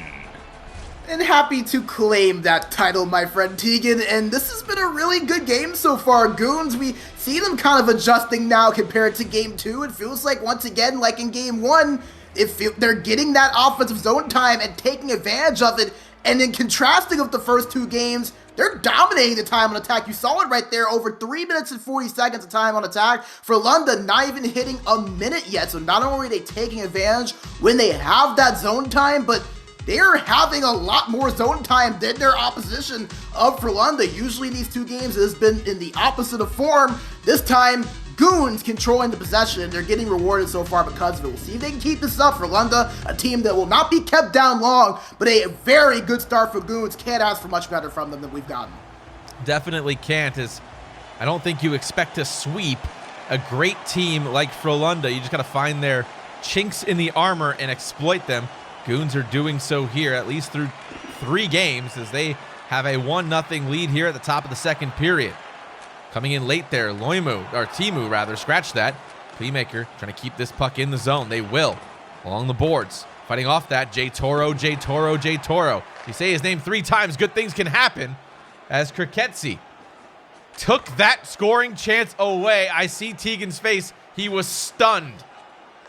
Yeah, and I've been stunned a lot by the Goons in this game. Is you're going against a team like Frolunda that's so good in the offensive zone, and when you see they're not doing so good, you know, I know they're skilled enough to do so, but the Goons defense mixed with the forwards coming back, you've got Piku Roger that's coming back and helping out. It's just all working together right now. Something to point out here when we get a moment to do so about the offense in Goons. They got to clear the zone, get this one out. Kept in there. Good shot off the post there. Coming in from way downtown from the blue line. And now Playmaker just trying to get this puck back. They're trying to really force the issue here, as that's a good forecheck. Playmaker behind the net working. They love to start from the backdoor corner. Eki there fighting off a check. That one's stolen by Kriketsi, and it's across center. Piku Rager to Frolunda. They'll intercept that one. And Goons have been starting off the puck, just kind of bringing it all the way back and then going slow through their zone without a forecheck. Frolunda hasn't been quick to really step up the forecheck until that last rush. Yeah, they have been kind of slowed down a little bit, stepping back, playing that trap hockey. And I think we're going to change Fincona's name to Finposta. Is that 6 posts here in 3 games for Frolunda. So he's got to be thanking those red bars. Yeah, those red bars got to be dented by now too, eh? I would say the least. I also appreciate you saying A. I didn't mean to say that, actually, so I'm glad that that all happened the way it is. I think we're all feeling it right now. Play continues. 9 minutes left here in the second period. I think they call that acclimating, I think is the right word there. Yeah, when you hang out with a Canadian too much, it just comes out, eh? As we go up, Kriketsi with a wrist shot. A beauty of a goal there. He cuts across the center, through the defense, and makes this one 2-0. What a gorgeous goal, and guess who? None other than Kriketsi. And what a cut pass play that is. You know I love that, Nick, and that is just an absolute gorgeous touch right through the middle, and a bing bang play by Kriketsi, and he's happy to have another one for the boys, and the Goons have to be loving this guy right now. How about the eye from his partner there to feed him that puck at the perfect opportunity to make that goal happen. Anywhere else on the ice, that puck doesn't go in, that puck doesn't connect to Kriketsi. Yeah, no, I totally agree with you there, Nick, and I'm just so impressed with the Goons right now and how they're playing. I love this Frolunda team. Eki and these guys are absolutely phenomenal. Wow. Oh my goodness! As we were saying how much we love the team and the beauty of the goal, through the legs pass across the mouth of the goal, and the sharpest of low angles makes this one 2-1. Wow, what a pass. He's wearing number 86. That was a gorgeous pass through the legs by Playmaker, and what a tap in by Patslav. Anybody could have put that in. That pass was so nice. I was saying how much I love these guys and how good they are, and they show it right there while I'm talking about it. So I'll say the same thing I just said about the goal from the Goons. In order for that to happen, that pass had to happen at the exact time and place that it did in order to connect across the mouth of the goal. That happened there. It happened with the Goons goal. I'm stunned at the talent from the EU right now in this Caps Gaming Showcase.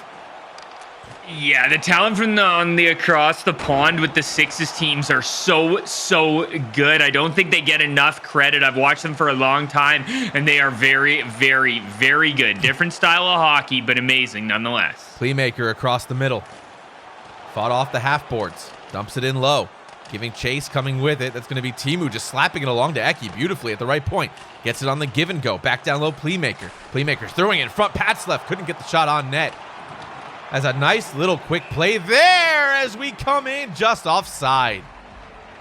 That was a step offside. I bet if Kriketsi had the puck, it wouldn't have been, though. But that is going to be offside nonetheless. And we could be going to a 2-1 second intermission here, barring no miracles. As we're under 30 seconds here in the second period. 2-1 hockey game. Eki looking to tie this up as he took a hit there. Final 5. Right circle in down low. Pat's left. Eki backhand chance at the doorstep, and that one is kicked aside. Oh my goodness. Your score right now is 2-1, but the intensity is over 9,000. Oh, it definitely is. 200 IQ plays all around, Brandon. And not just 200 IQ plays, but a little bit of flair in these plays as well. We've seen a couple of really pretty goals here in this Game 3, and it's always fun when you see two teams like this and playing in a series like this, not just score the way they are, but adding in a little bit of that skill as well. I think you said it best, Tegan. EU maybe not getting the credit for some of the skill they have. They kind of have that slower, methodical pace of play. It's kind of the narrative a lot of times in these games, but they have some skill on the sticks, and they can pull out a pretty move or two with another look at that just Perfect pass there. That was just, wow. I mean, chef's kiss there on the goal, but how about this game, Tegan? Absolutely amazing between these two teams. Interestingly enough, Kriketsi, the defenseman for Goons, 3 goals, 4 assists in the series so far. He has scored or assisted on every Goons goal today. Frolunda gonna have to keep him in check.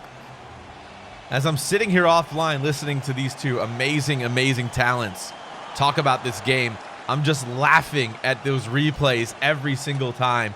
Blown away as that slap shot comes in, couldn't tip on it, was Eki. That was forced to the corner. Amazing skill by both sides of the ice right here.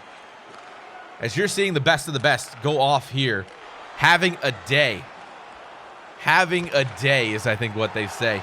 That's Jay Toro in front for Keskatalo. Wow.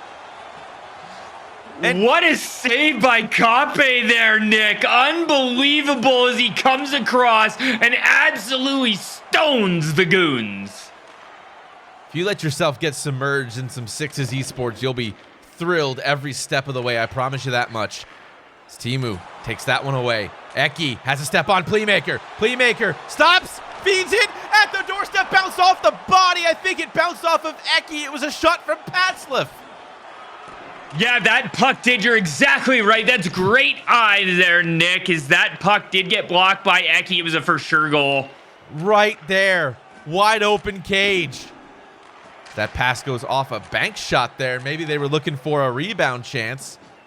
Frolunda is pulling out all the stops to get equally as creative as their Goons counterpart. What a period. This is hype right now, I think they say. It's definitely lit, fam.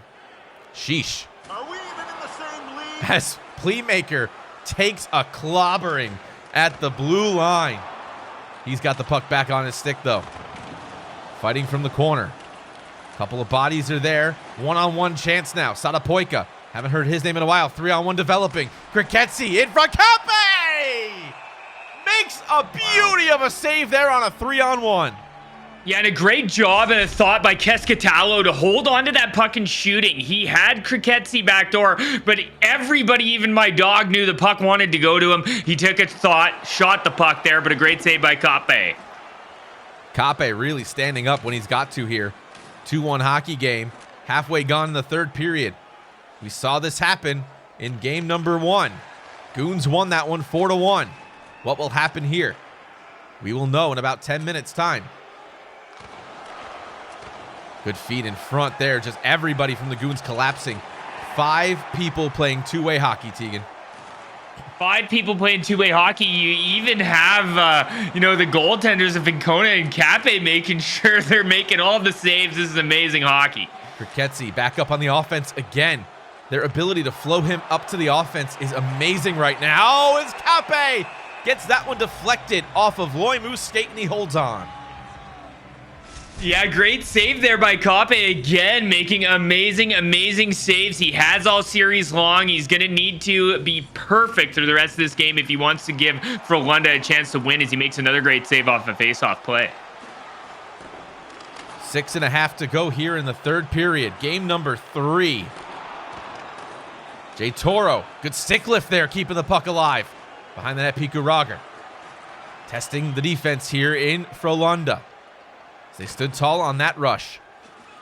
Playmaker cuts across, flips it in. They'll reset. Forecheck is on now for Frolunda. Jay Toro will get that out, but it'll fall to Loimu's stick in the neutral zone. They'll carry it back in. Quick 1-2 pass to Playmaker. Slap shot it in and around. Out with it, Jay Toro, though, will track that down. Good check by Eki. Keep the puck in the zone. Playmaker tried to force that pass in front. That's now for Sadapoika. Jay Toro on the offense. Has a step down to toe drag. Toe drag there was poke checked away. Yeah, he's not going to toe drag Teemu. Not today anyways. Great defense there by Frolunda. Puck in front. Eki chance there. Saved by Vincona. Approaching the final minute here. Real time 60 seconds to conclude this regulation period. Piku Rager behind the net, just trying to keep it down low. Patzlav's got to force the issue now. Under a minute here. Over center, drops it to Loimu. Teemu gonna cut in. Out with it, Eki. Now Teemu from the corner, trying to cut in front. Loose puck there, picked up by Kriketsi, stick lifted there. Out for the slot area, and it just fell to a Goon sticking out of the zone. They need to trap now. They've got 25 seconds, but here it goes. There's a flip that worked. Center point, Timu, shot, rebound. Back to Timu, whiffed on it and misfired. Good stick there by Pukuroger. 15 seconds now. Timu to Patzlev, in for Playmaker. Eki, gotta keep it in, they can't. Now 10 seconds. They did not pull the goalie here on this counterattack. Now in for Eki once more, and that is gonna do it. Oh no, an icing. 1.3 seconds. Frolunda very, very good on face-off plays, Nick. I'm going to throw this down to you. They didn't pull the goalie. 5-on-5 here. Aggressive face-off win. One back cleanly by the Goons. The only way they could win that face-off and not be in trouble, as the Goons take game number 3 by a score of 2-1. They move ahead 2-1 in the series. And we've been going back and forth here, Brandon. Back and forth. And now, again, the Goons have gone ahead by 1. In a different field than the last time they went down by 1, because they are 1 win away from moving on to the semifinals. And Frolunda now has their backs against the wall. But what a game by Goons. And may I just point out the defense that they played there in the last minute. Frolunda tried to get that zone entry and establish some chances. Goons, an excellent job the minute they crossed that blue line. Goons not letting them really get a good shot at all on Fincona in the last minute. Credit the defense there at their own blue line for really giving them a chance to lock things down and keep that at that 1 goal deficit to take that game home. But man, oh man, what action we saw in game 3. Some beautiful plays from both teams, some great defense, some quality saves from both Fincona and Kape. We got a little bit of everything in that game, Tegan. And if game 4 is anything like that, boy, are we in for a treat. Yeah, we are definitely in for a treat. Only 8 shots per side here, so the Goons may be coming out and attesting to Nick's good buddy Little John, like we spoke about in the intermission. Shots to shots, shots, shots. Everybody shots, as one Nick would say. Gets that from Little John, but nevertheless, a great game there from Goons to be able to take that one and adjust from game 2. That was our big question coming into this game. We saw Frolunda adjust from some of the things that they weren't really able to succeed on in game 1 and improve on that in the next game. We were saying, okay, we've seen Frolunda adjust. How can Goons go ahead and counteract that? Well, we said they needed shots. They had 8. Frolunda also had 8, and not only that, but they had more time on attack than Frolunda in that game, 546 to 457. The only game that they had more time on attack than Frolunda was that game 3 that we just saw. So Goons, they've really answered the bell to everything we've kind of wondered about them so far. When we have provided questions, they have risen us answers. Now they're up 2-1. They go into game 4, and they have 2 chances now to close these things out and maybe pull off what most would consider an upset. Frolunda being one of the favorites. Boy, would it be a statement to come in, win this series, and take out a championship contender and a multi-time championship squad in Frolunda. Hey, you know what, my friend Brandon? If Frolunda is going to give you chances, you need to take it. And if we're going to give you zip chairs, you need to sit in them. And that's what I have to say is you have your chance for its giveaway season, guys. I want to give you a friendly reminder to visit the Caps Gaming Twitter at Caps Gaming to enter for a chance to win a new gaming chair courtesy of Zip Chair Gaming. We still have 2 chairs left to give away, so stay tuned on Twitter as we progress through the Caps Gaming Showcase to see if maybe you could be one lucky winner. The next winner will be announced in this upcoming Wednesday in the Caps Gaming Twitter. I want to remind you that is at Caps Gaming. Brandon, you got to be good to sit in these bad boys, and these 2 teams are for sure. Fincona getting a little bit of help from his post. Kape making great saves. This is all amazing nonetheless.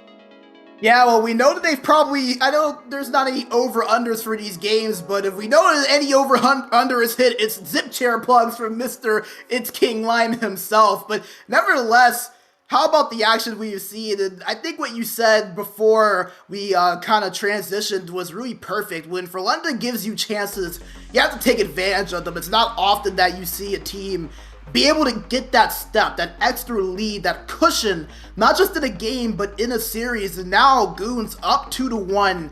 A chance to close this thing out. They have 2 opportunities to do so. They have Game 4 and Game 5. So I think now is, can you keep doing what you were doing? You still have a job at hand to do. Can you keep doing what has worked for you and not almost have it become too much to a certain extent? Obviously, there can't be a little bit of, not an intimidation factor, but you do know what is on the other side that you were facing. This is a Frolunda team that has come back from these deficits before. They've been down in series so much as being down 3-0, 3-1 in some series and coming back and winning them. So you know that Frolunda has that ability. This is nothing new to them whatsoever. So I think for Goons is, can you finish the job? Can you keep doing what you did in Game 1 and Game 3 that worked for you? And can you continue to execute that? Because you know for Frolunda, they're going to throw everything but the kitchen sink at you here in these next 2 games. They know what is on the line. They have a high standard. That standard is winning a championship. Being bounced in the quarterfinals, it's not something they're used to, not something that they are going to be happy about. They're not going to want that to happen, so they're going to come out and throw everything at you. So that's the big thing to watch out for. How can Goons keep this going and not let Frolunda kind of take these 2 games over with how much is on the line, and Frolunda now having their backs against the wall and having that pressure on them? Yeah, I have to say that I would put the kitchen sink on Kriketsi, as he has been absolutely phenomenal for the Goons, and they're going to probably look for him to kind of guide them through this next game, as he has been just fantastic, hasn't he? Yeah, we mentioned that stat earlier. Goons have scored 7 goals, and Kriketsi has had a point on every single one of those. 3 of them being goals, 4 of them being assists. So a guy that went from center to lefty last minute, and it's like he never left center. He's all over the ice. He's creating offensive opportunities. He's been in on every single goal, and we're even seeing him push up often almost as an extra forward in some sense. Eric Carlson-esque, him and Piku Roger kind of switching positions, and interestingly enough, that would be something you would see from their opponent in Frolunda. You see Loimu and Eki often doing that. Agreed. Well, hey, Piku Roger and Kriketsi doing that same thing, something that we haven't seen a lot from Frolunda. So give Goons a lot of credit. Maybe some would have seen them as being a team that would have maybe won 1 game and Frolunda take it on from there. They're playing like one of the top teams in Europe right now. They came in wanting to make a statement. They have done so here. Now can they finish the job, close this thing out, and move their way into the semifinals against a team that I think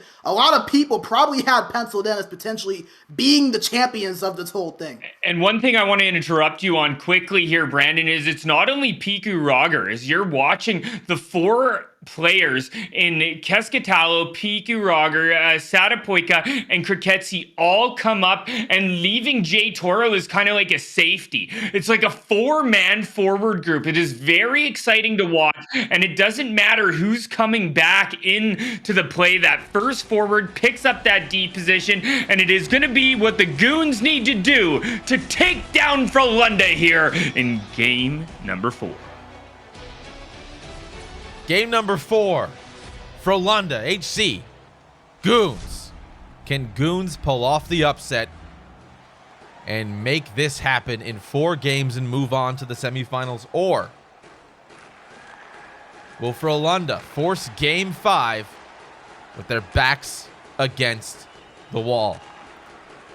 Going north on your screen, in those red jerseys, is Goons.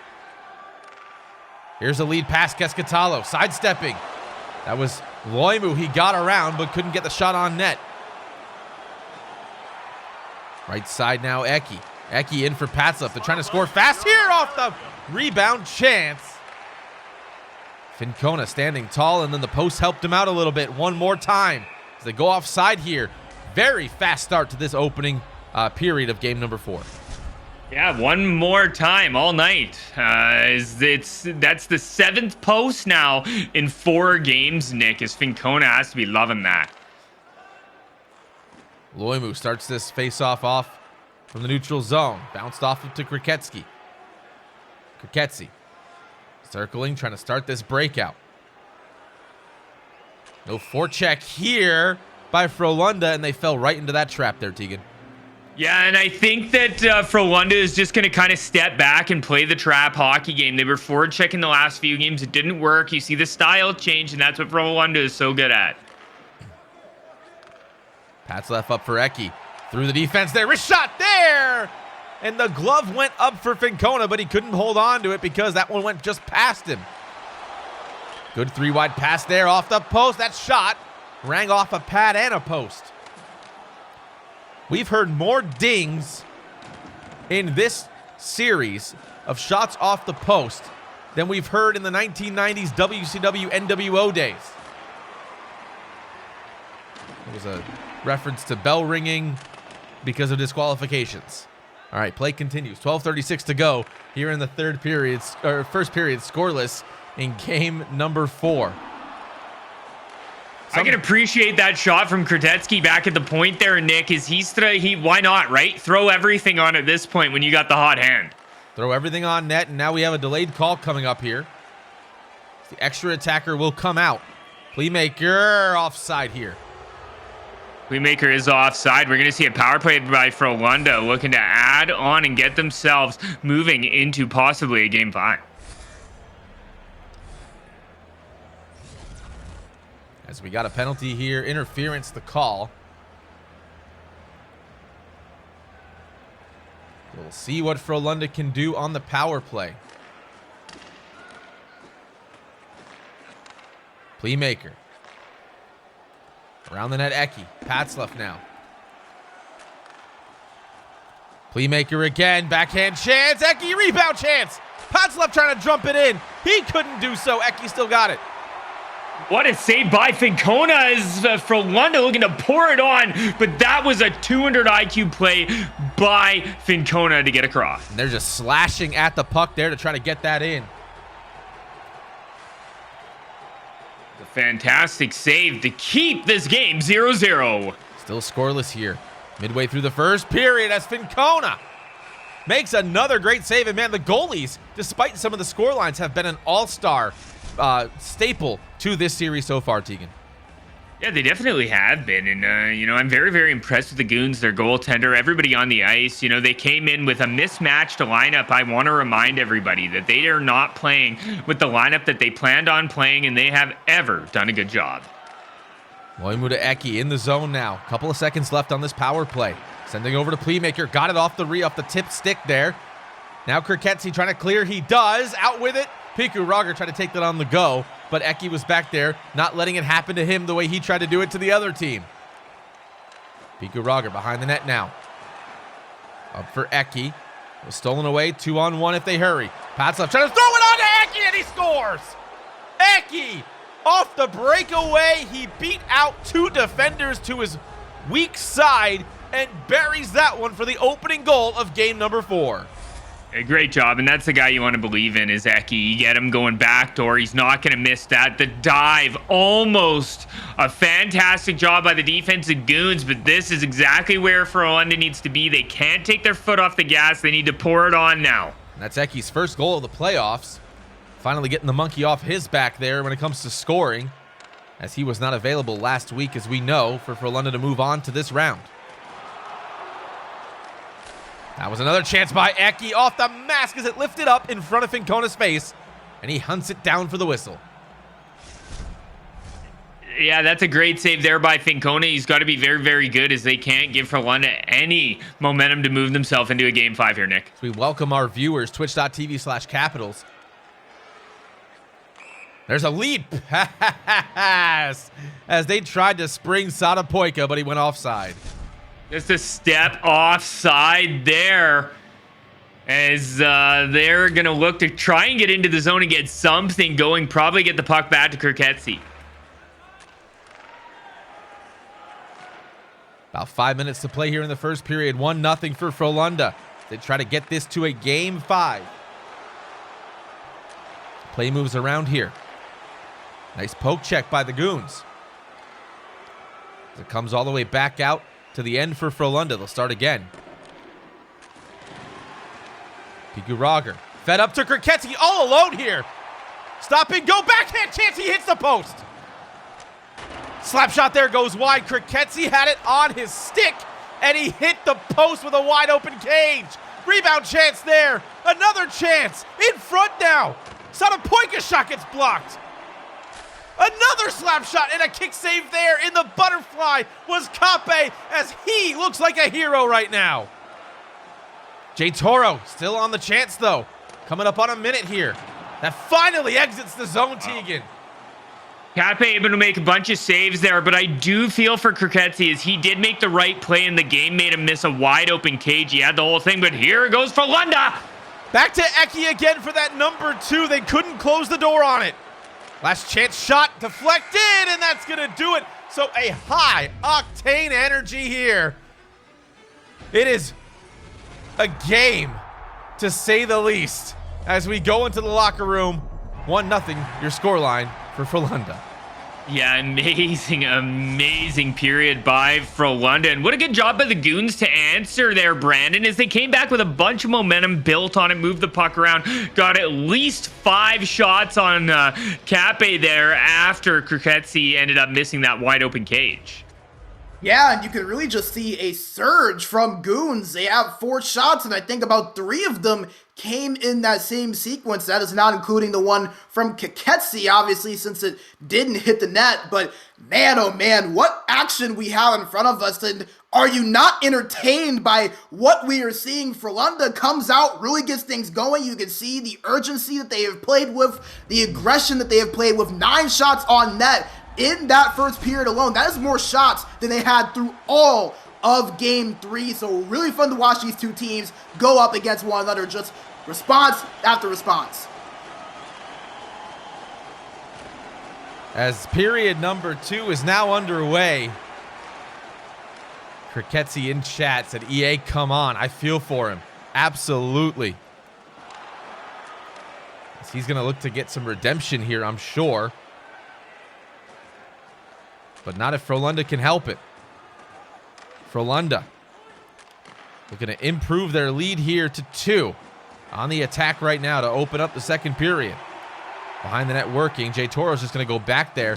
Something that J Toro started to adapt to is just go back there and pick up the puck as Kape scoops that one up. I was saying, Tegan, J Toro's been going back to playmaker to make sure he can't have all the time in the world behind the net. Yeah, you have to, because he's so shifty back there. He can make a great pass, or he can back skate out. He skates out forehand. He's got tons of options back there. That's good adjustment by Goons defense.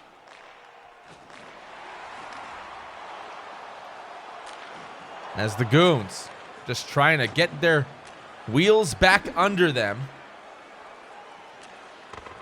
That one kicks off a skate for Satapoika.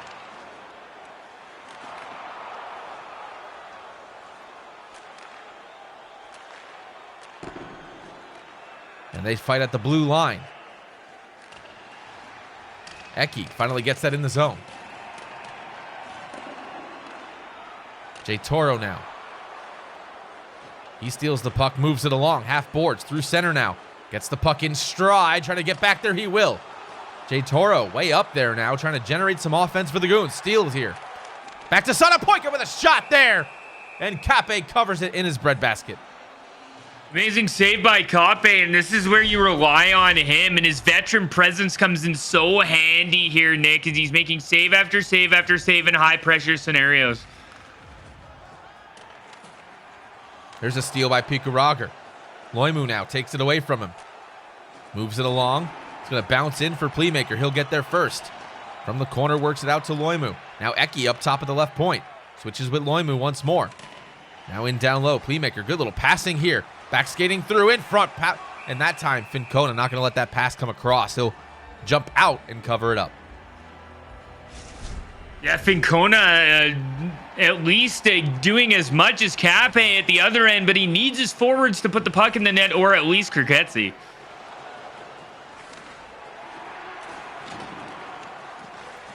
Up now for J Toro.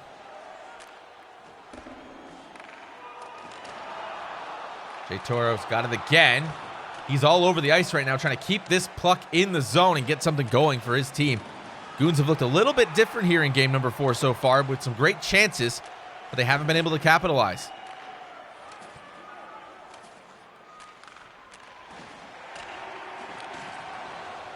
As they move it along. Goons caught in behind Kape. That was Pikurager, kind of got stuck there as he finds his way free. Out for the right corner now. In front for Playmaker. He'll steal that out, trying to keep it in the zone. Keskatalo will. Ooh, Jay Toro tried to throw that puck across. It's going to be Kriketsi who's going to have to get there first, and a good job he does. Loimu now.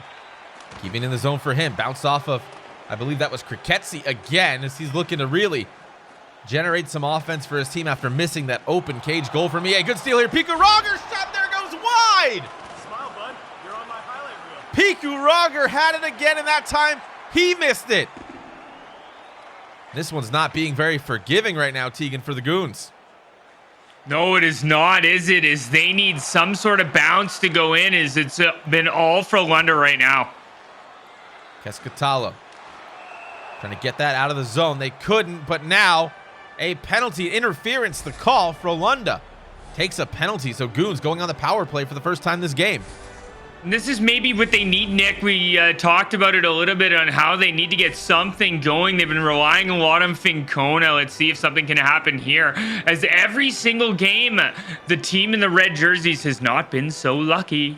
You're absolutely right on that. Goons 1 for 4 on the power play today. They need one here as Patzlev is out in the box for 2 minutes. Final 2 minutes left of the second period as Satapoika tries to tuck that in. From the right corner now. Keskatalo, right point. Sliding in for Jay Toro. Jay Toro's got it back on the give and go. Keskatalo, one-time chance for Pico Roger. That flips up in front of the goalie, but it doesn't make it to him. Under a minute here in the second period. About half a minute on the power play. All the way back now for Goons. Goons sends it up left side. It's going to be stolen and dropped back in. That's going to kill off the penalty, so just a couple of seconds left in the period. Behind the back pass, and Cascatello gets crushed at the penalty box area. Loimu's shot goes wide, and that's going to do it. We're wrapped here. Period number 2. High action game, high octane game in Frolunda. Looking to knock at the door and force a game 5. Yeah, and they're doing just that, aren't they, Nick? They're having a fantastic game here through 2 periods. They've been pretty much perfect, haven't they, Brandon? Yes, they have, and we said it before this game. Frolunda gonna throw everything at Goons in this game 4 with their backs being against the wall, but I don't think that was a bad period for Goons at all. They got a few opportunities. They held Frolunda to 0 shots, actually, in that second period. They had all 9 of those in the first period. We mentioned that in the last intermission. So even though Goons not able to score and tie this thing up, still a solid period overall. Is interesting physics there. Interesting physics there, puck going through the stick, but nevertheless, a nice period from Goons defensively. Now can you break this thing open, tie this up, and maybe get yourselves in a position to bring this in and win this game 4? 20 minutes of regulation hockey left in game number 4. Frolunda up by 1. Can the Goons get it back together here? We'll see by the end of regulation as they force that one in front with a rebound chance. Rebound up for Kriketsi now. From the corner. And we have a penalty coming up. Another power play chance here for the Goons. A holding call for Frolunda. And this is where the Goons really need to turn things around. They've been given a couple opportunities here and not capitalized. You have the best player for Frolunda in the box, Neki. Now is when you really need to turn it on. 1 for 5 on the power play today in this series. See if they can make that 2 for 6. No shots on the first power play. And Little John doesn't like that, as we got Kriketsi at the point. Definitely not. I'll text him later and ask what he thinks. Please do. As the Goons can't get this power play going so far. Loimu trying to dump it back in as it's fought along at the blue line. Keskatalo finally gets it for Pikaroger. Flipped in, though, by Patzlev, and that's going to bounce off Fincona's pads. He'll throw it to the left side. 90 seconds gone so far in this power play. Great PK by Frolunda. Stepping in, they're onside. Trying to get this puck in, they can't. So a great kill by Frolunda right now, Tegan, as they worked that entire penalty away out of their zone. Yeah, back-to-back amazing kills by Frolunda as the Goons not even able to get into the zone.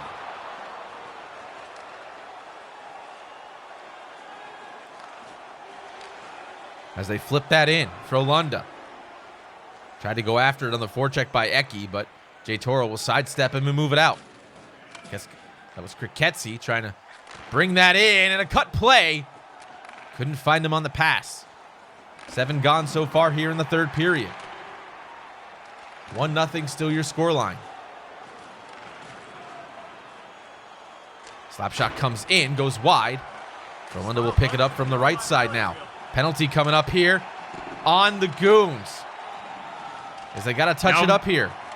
Now Frolunda's going to get a chance to go to the power play, and if they capitalize here, it's going to be tough. Remember those 2 power plays the Goons did not capitalize on, as there's a huge hit.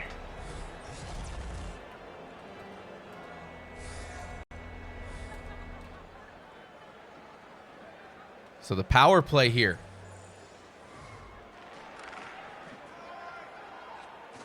It's Frolunda.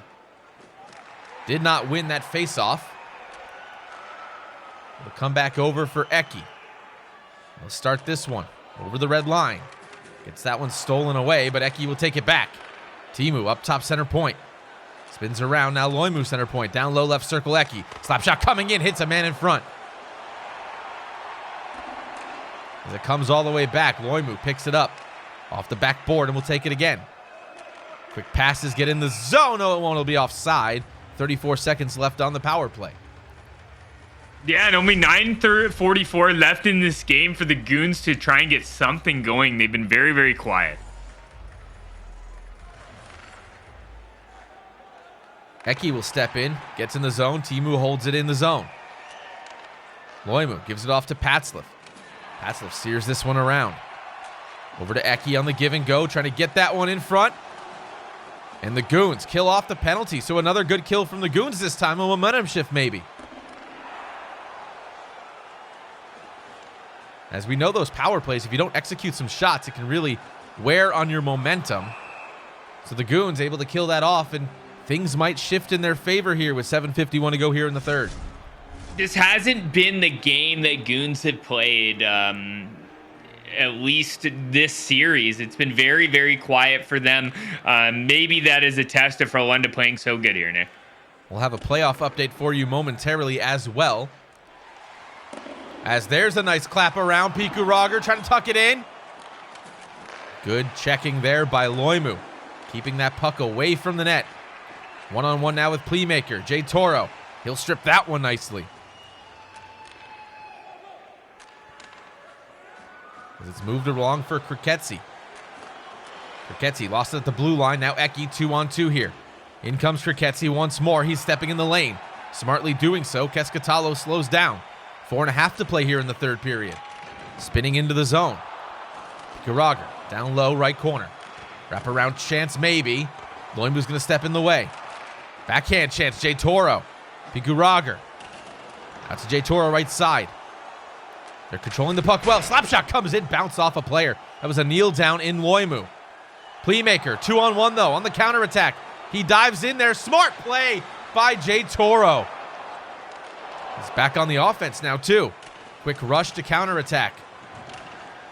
Energy's turning up here in the third period. Not much time left on the clock.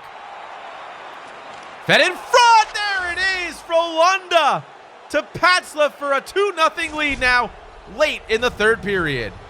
I'd say that's probably the dagger, and what a little L move by Eki to fake that he was going for the shot to make the D-man come towards him, and he just plays that one across last second to Potzlaff. And Nick, well, I'd say we're going to be going to a game 5, and we're almost ready for me to make one of my favorite comments in 1 minute and 14 seconds. My absolute favorite comment, but let's not count our eggs before they hatch here.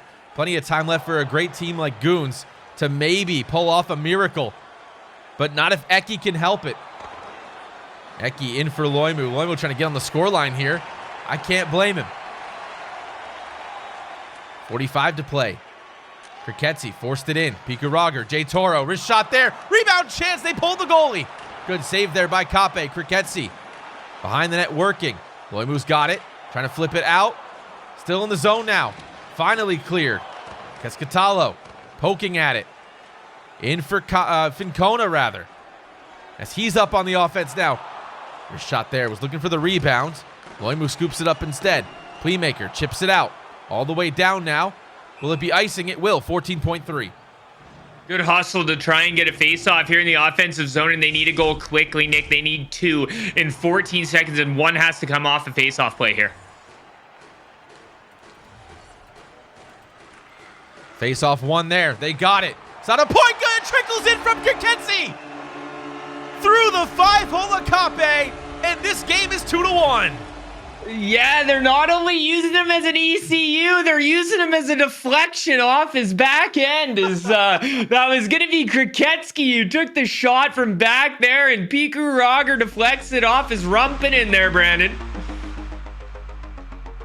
Yeah, right in there. And now, you know, Nick said it. Let's not count our eggs before they hatch here. And Goons getting themselves back into this, at least a glimmer of hope here in this game. We'll see if maybe we can get something to go here in the next 20 seconds. Frolunda hoping not, but we've expected the unexpected all season, Tegan, and boy oh boy, would this take the cake. Frolunda hoping not. A little bit of me hoping not too. Wouldn't mind seeing the game 5, but boy oh man, would it be some excitement if Goons were to pull this one off. Wouldn't it be, as his lovely red shirt rumps puts that one in, and that's a great goal for Piku Rager there, Nick. And 11 seconds to go. It's going to be interesting now. Face-off 1 back by Loimu. Trying to force the issue. They're offside. They tried to hold on. Oh, that was a 10 out of 10 effort as they tried to keep that in, but they're going to get Fincona out. It worked last time. They've got just about 7 seconds. Time winding down here. Push win to the corner. Or to the half boards, rather. Loimu will just flip it to the corner, and that's gonna do it. Frolunda comes from behind and forces a game 5, winning this one 2-1, our third 2-1 result. Well, Brandon, if we would have known, we could have started here, my friend. A best of 1 is what it's going to be now. 1 game, do or die. Both teams' backs against the wall. You know, I had a hunch you were going to say that, but man, Tegan, you're not wrong.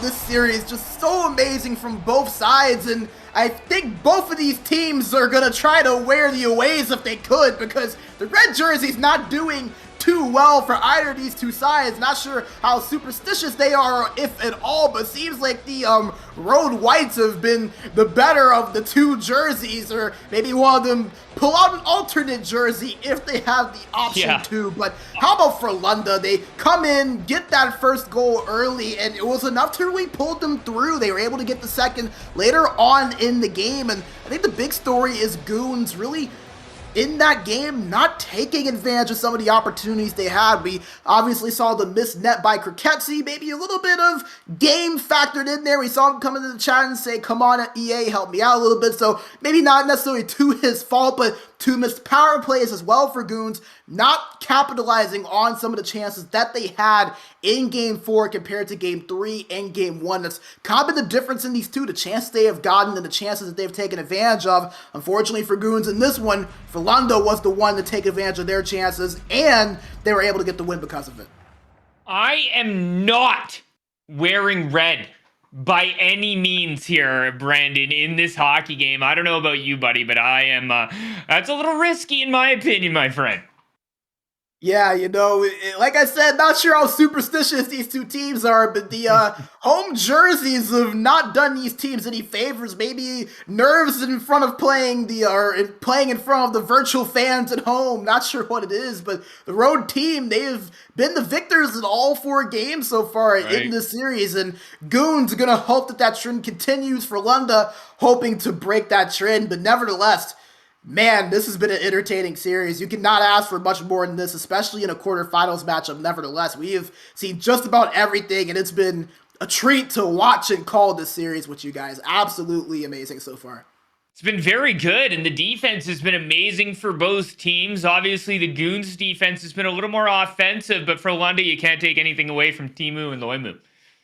Yeah, and that's what we talked about coming into the series, is how Frolunda does such a good job of turning that good defense and turning it into offensive opportunities. But obviously, it starts out with the defense, denying your opponent of a clear-cut chance, and that's something that they did in Game 2. It worked out well for them, and they did it again here in Game 4. Goons had 11 shots, which was, if I'm correct, the same amount of shots that Frolunda had in that game, but they did not allow Goons to get those clear-cut chances that were too high danger for Kape to not be able to stop them. They didn't score until about 30 seconds left in that third period, so they were pitching a shutout for a good part of that game. Frolunda's defense carrying them through a solid way, and it was able to give them enough to get this win. They only had that one goal. It was really all they needed through most of that game. They scored the second late, so you got to credit Frolunda defense and Frolunda's goaltender in Kape for also making a few big saves. Remember, Goons had that flurry there late in the first period where he made 3 or 4 huge saves. That sequence a big reason why Frolunda is taking this to a Game 5. So, Tegan, one more game, 60 minutes decides it. This is going to be a lot of fun, man. This has been a back and forth series all the way. Yeah, 60 miles, and we're going to get 6 miles on one side or the other. Is it going to be Frolunda? Is it going to be Goons? Who's going to be the hero here? I would say probably Kriketsi for one side, Eki for the other. What would you say? I think someone to watch out for specifically for Frolunda would be Loimu. Interestingly enough, we haven't maybe called his name a lot on the offensive end, but out of all players that are defensemen, he's registered on the side as the left wing. He played all of his games, however, as right D, so I'm going to count him in for the stat.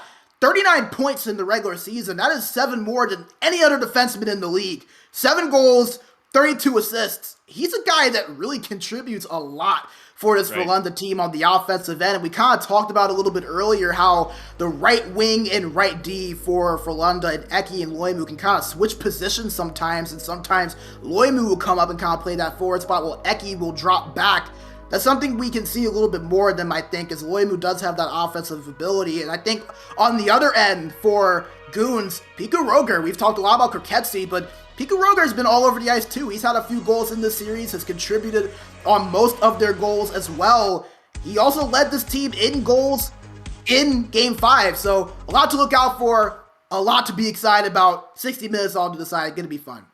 Well, you need to keep your hands and feet inside your seat, and hopefully it is a zip chair, as we have 2 more, to give away. As guys, you want to check out the Caps Gaming Twitter, that is at Caps Gaming, to enter a chance to win a new gaming chair courtesy of Zip Chair Gaming. There is still 2 chairs left for the giveaway, so stay tuned on Twitter as we progress through the Caps Gaming Showcase to see if you could be one of our lucky winners. The next winner will be announced this upcoming Wednesday on the Caps Gaming Twitter, that is at Caps Gaming. Only 1 game left here, Brandon. It is for all the marbles. All the marbles, and we might be giving away seats, but these 2 teams are looking for a different seat that you gotta earn. A seat to the semifinals. Only one can have it. Both have played well, and it's all 60 minutes in 1 game to decide all. Who will move on, whose season when. Nick, Tegan, it's to you guys. Can't wait to hear you call it. Everything on the line here. The teams have traded victories. That leads to a Game 5 upon us, and not an alternate jersey in sight, Tegan. So here we go. Face-off. Opening face-off for Game 5. The winner moves on to the semifinals for a shot at $20,000. Frolunda in now. Do you see the scoreline starting to come in here? H-Reds over Conquer Gaming. 2-0 there, as they look to solidify their shot into the Final Four. Picked off there by Jay Toro. He sniped that one away. Kriketsi with speed up the left side. Fed in front off the pad there, and Eki will scoop it off the pad of Kape. Pass left in with speed now the other way. Kriketsi back on defense. Good poke check by Playmaker. Playmaker fight that one off. Keskatalo comes out with it. And they go offside, so quick firing both sides of the ice so far in the opening 4 minutes of game number 5. Yeah, just like that, that's a good start. And I want to point out Jay Toro doing a fantastic job there. Nick, he's not letting playmaker get that time behind the net. He picks off that puck. Watch for him to stay behind that goal line, the defensive zone. It worked in game number 3, got them the victory. They just couldn't eke it out in game number 4. As we move along here. Good forechecking. Piku Roger gets rocked there and hits the puck off the back of the cage. Slow to get up, but he's back in the play. Kriketzi drops it off for Jay Toro. Back in his end. And they'll tap this one along offside again, so just can't get and sink into the zone on the rush through. They're trying to flip it in instead, maybe. It's kind of been the story of the past 2 games here, Nick, that the Goons haven't really been able to get past the defense for London. It's been very good. You're seeing Eki come down, help out his defenders as the winger. Watch for that here. Eki on the right side. Poke checked off the puck. It'll come back out to center. And for Frolunda, really got to play their game here. Goons got to find another weakness in the armor. Eki's definitely adapted well as that pass comes across the mouth of the goal. Can't find an intended Frolunda player. A darker jersey. As the Goons have it. 10 gone so far here in the first period. And they'll wrap it around the boards. Out with it for Loimu. Eki with speed down the left side. Fed it back to Playmaker. Playmaker up top now Loimu. Loimu comes in down low along with Playmaker. Throws it for Eki. And he tried to find Patslef, but we'll get a stoppage instead. Both teams just trying to find themselves here, it seems, in this game. No one really wants to get ahead of themselves and take that chance. I know Frolunda already did take that chance, and they get one there on the face-off play. Face-off play, the rebound shot, the set play to cut in for Patslef and the centerman that started the winning draw. Gets the ending goal there for that play. First period now 1-0 for Frolunda. It's so deadly once you get the puck in front of the net like that. When you have 3 forwards going, you get the shot on, you're just hoping for a rebound, and great job by Frolunda to capitalize. Face off here, 8:35 to go here in the first period. Patslef putting the work in now. He's trying to punch his ticket in. As that one's flipped on net by Playmaker, and they are just working those really low angles all series long, Tegan. Yeah, I kind of think that everybody's just trying to throw it on and take a chance right now, Nick, is when you're in a game 5 like this, everything's got to go on like that, and they get another one on the face-off again. I apologize. No, you're fine. The rebound meta's going to work here. And this time to Playmaker, his 7th goal of the season. That one's from Eki off the set play again, and they are finding what's working right now, getting behind the defense of the Goons.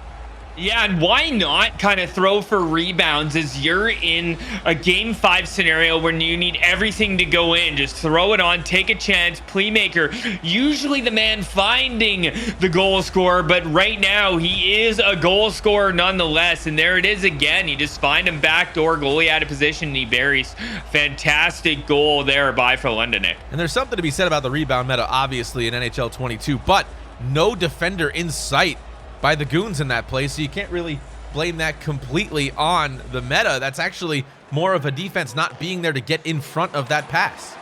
Yeah, in my opinion, there is no meta. When you're in a game 5 in this scenario, the meta is win at all costs. Agreed. There's $20,000 on the line.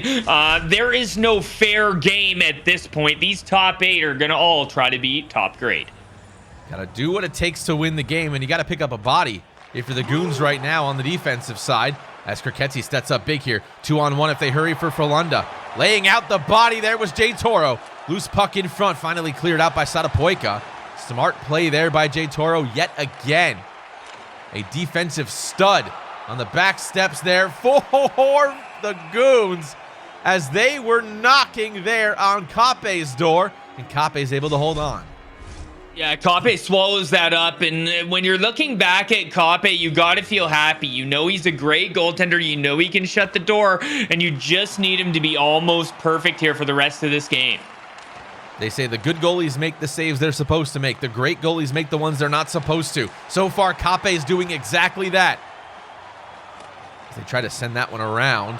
Satapoika Trying to get something going from behind the net. Loimu's just going to take it away.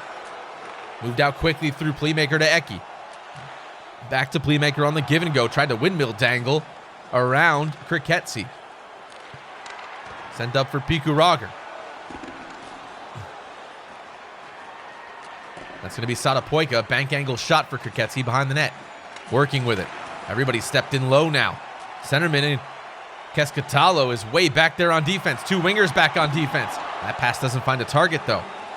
Avoids trouble for now. Final minute here. Playmaker right side. Sending it in. Eki. That time he picked up a body. Smart move by Kriketsi. So as time winds down here, it will. 2-0 your scoreline. Frolunda well in the lead here at the end of one. It almost looks like it's becoming routine here for Frolunda, Brandon, as they're just coming in, trying to cross ice, slowing this game down a bit and playing their game.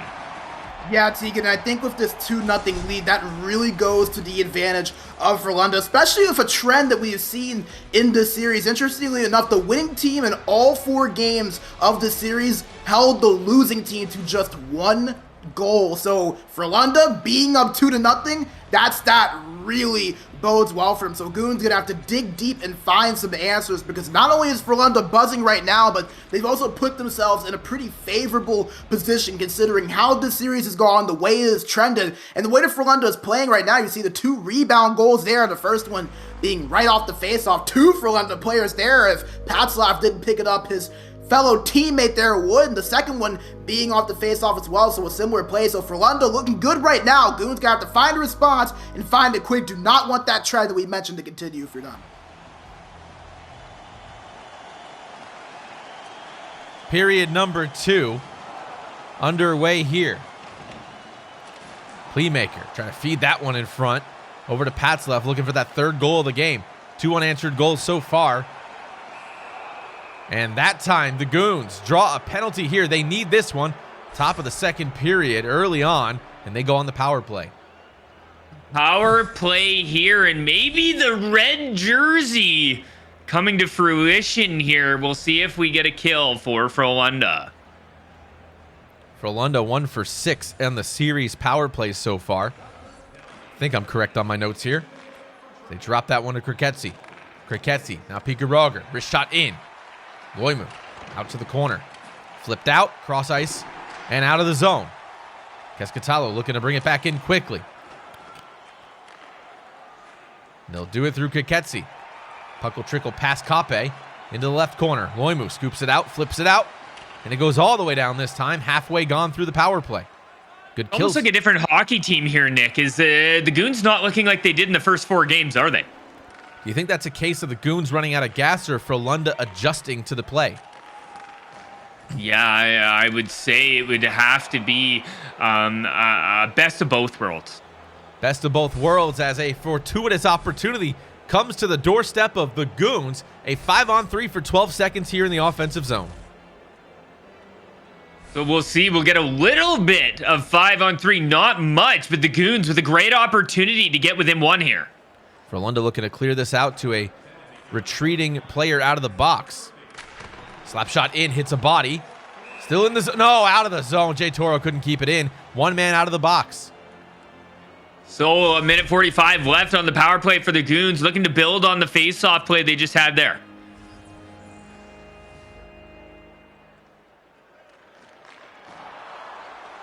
Slap shot out. Not all the way, just to the halfway, and another, as I was going to say something, another penalty here. Now Frolunda just taking 3 back-to-back penalties. Yeah, and that's not good, is it? Is the momentum is really going to be on the Goons side here, and they have a long 5-on-3 here, Nick. They need to score if they want to give their team a chance. 1 minute, 30 seconds, I believe. On the nose. On the 5-on-3. 2-man advantage here. Kriketsi, wrist shot blocked. He's got to activate here as that pass bounces off his skate. And Tegan, they just can't get it together right now. Yeah, they definitely can't. And, 1:03 to go here. Something needs to get built on. So we got another face-off in the neutral zone. And out again. Go down to Brandon talking about penalties here with this 5-on-3 afoot right now for the Goons. Yeah, Nick, Frolunda had an issue with penalties in the regular season. Third most PKs in the league with 38. They had 4 last week in round 2 versus Satori. So penalties were an issue for them in the regular season. Kind of started to get into that trouble here at a critical point. Kape makes that save. Faceoff comes out to his left. Still a 5-on-3 here for 20 more seconds. Goons has to get it here. Faceoff win pushed and cleared out beautifully by Teemu. The PK working stellarly for Frolunda right now, Tegan. That's something they did during the regular season as Wow. well. Me and Brandon talked about that. It was just their penalty kill was so good. So, Brandon, you know what? If you're sitting down, maybe they got a couple of zip chairs in the box. They just want to be comfy. That's Kriketsi in front. Oh, man, back door there was open. And Keskatalo could not pull the trigger. 2-on-1 back the other way. And there it is. Playmaker, a beauty from Eki, his first assist of the game. And it's 3-0 for Frolunda. That hurts. That hurts really bad for the Goons. You can't not capitalize on 3 penalties. And then just like that, the momentum goes the other way, doesn't it, Nick? And we see this oh so often. We see huge saves at one end and goals at the other. And then one thing that is famous as well is penalty kills and goals at the other end. And if this story keeps telling, the tail of the tape is going to be a win for Frolunda. Frolunda just playing lights out right now from 3 back-to-back penalty kills that really boosted their team's momentum, as now a power play dropped at their feet, a slashing call as they go on the power play for the second time tonight. Yeah, a little power play here for the other side, and what bad timing to give up 3 goals, as the Goons have not given up more than 2 goals all playoff long. Bad timing for it to happen. Stepped in that wrist slap shot there, bounced off the glass and flipped out. Now Piku Roger has a step on the defense though, tries to tuck that one in. Good backhand chance by Kriketsi, saved by Kape. Eki trying to move this along for the power play. It'll find its way to the corner, right side, flipped around for Eki. Back to Potsluff, now Playmaker from the right side.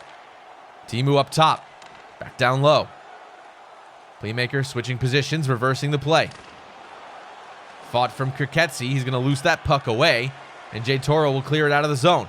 Flipped up to himself, tried to chip that one along, get past the defense in Frolunda, can't do it. Teemu now on the breakaway, backhand chance, and it goes in over the flying poke check. Teemu flies into the goal, and it's 4-0 Frolunda. That's just routine, isn't it? It's just a great stuff by Frolunda, and you saw there as Jay Toro was coming down the other end of the ice there, Nick, and the 4-headed monster that is Frolunda just closed in, took that puck back, and they get going the other way. And well, you know, it's pretty early to say this, but it's a 4-0 game, and I don't know if you're going to be able to come back and get 4 on a team that is so good like Frolunda. We are in game number 5. Series is 2-2. Interference your call. The Goons go on the power play, and needless to say, I mean, at this point, they need this one. Yeah, they definitely do. They need something to build on. They need a goal. They need something going on. Face off here to the right of Kape. Push win, one back by Loimu. He'll just flip it out easily. The PK from Frolunda coming up big when they needed it the most has definitely played the role in game number 5 so far. Flipped off the boards, not out. In for Playmaker, poke checked. Kriketsi. Jay Toro looking for a lane in, found a pass in, but Sadapoika's stick was checked and lifted. Kriketsi now trying to go back on defense. Oh man, lays out Playmaker, but they clear the zone once more.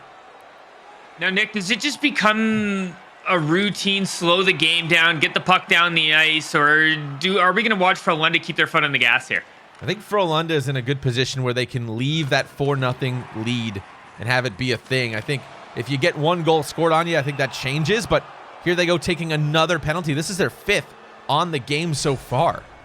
Yeah, and that doesn't make much sense to me, as we were just talking about how you can let this 4-0 lead kind of just sit there and relax, but, you know, a little bit of a selfish play to kind of chase that puck. You don't want to take a tripping penalty in the offensive zone. I know that no matter if you have the puck or not, you don't want to take a penalty there. That's not what they call a good penalty. 1 for 8 today, the Goons. They go now on their 9th penalty this series. Their 9th power play, rather. 2 men down for the Goons. Kriketsi doesn't chop it. He takes it himself. Beats out Patzliff. Puck's all the way back to Kape. He'll play it out, flip it. Kept in by Playmaker accidentally, but now Piku Roger. Sadapoika, shot goes wide. Eki now wraps it around. And Eki, as we mentioned at the top of the broadcast, lost in the semifinals in the Bolts 1v1 Shell Challenge just a couple of weeks ago here in Orlando, Florida. So looking for some redemption for his team in Frolunda, the Sixes team that he represents so proudly. Man out of the box. That's the Frolunda player. Wraparound chance as they tried to cut in front.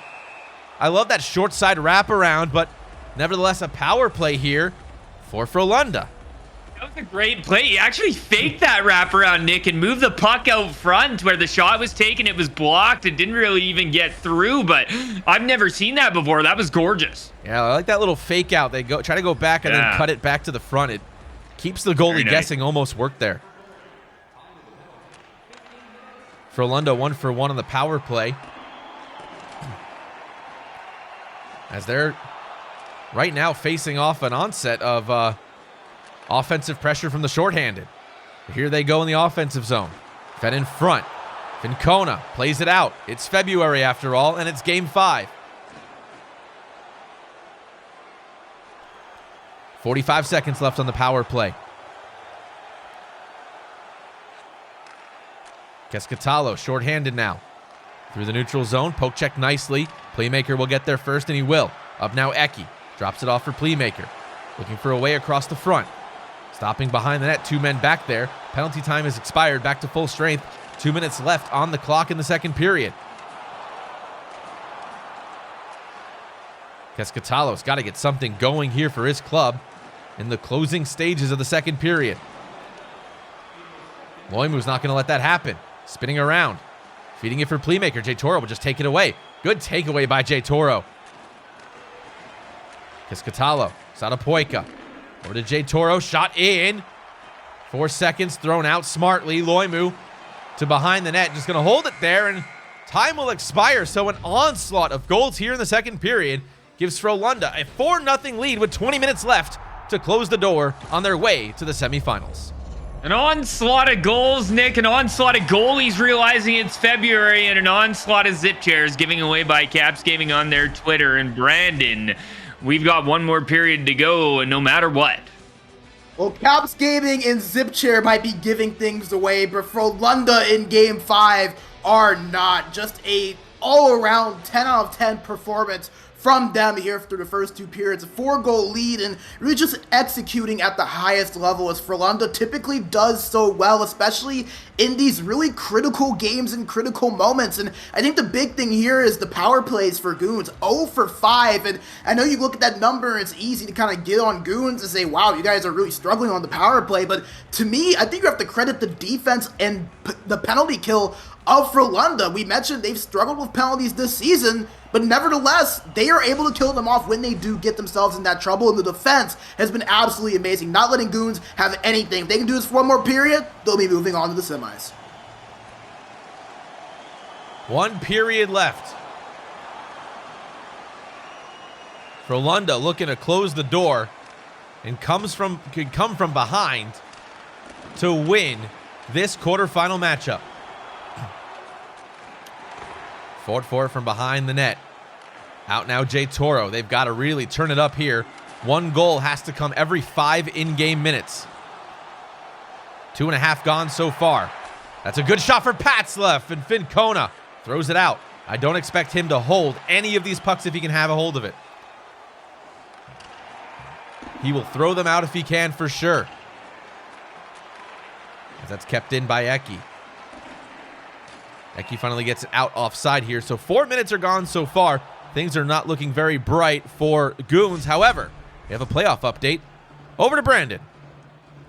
Few updates. Granite Gaming just clinched their way to the semifinals. They sweep IQ 3-0 and sound the upset alert. Yipyavaskula, the 8 seed, up 2-1 in their series over 2 seed Havu. They're game 4 starting right now, but Yipyavaskula 1 game away from upsetting Havu and going to the semifinals. As we have another penalty coming up here, Frolunda touches it. Goons on the power play again for the 5th or 6th time today.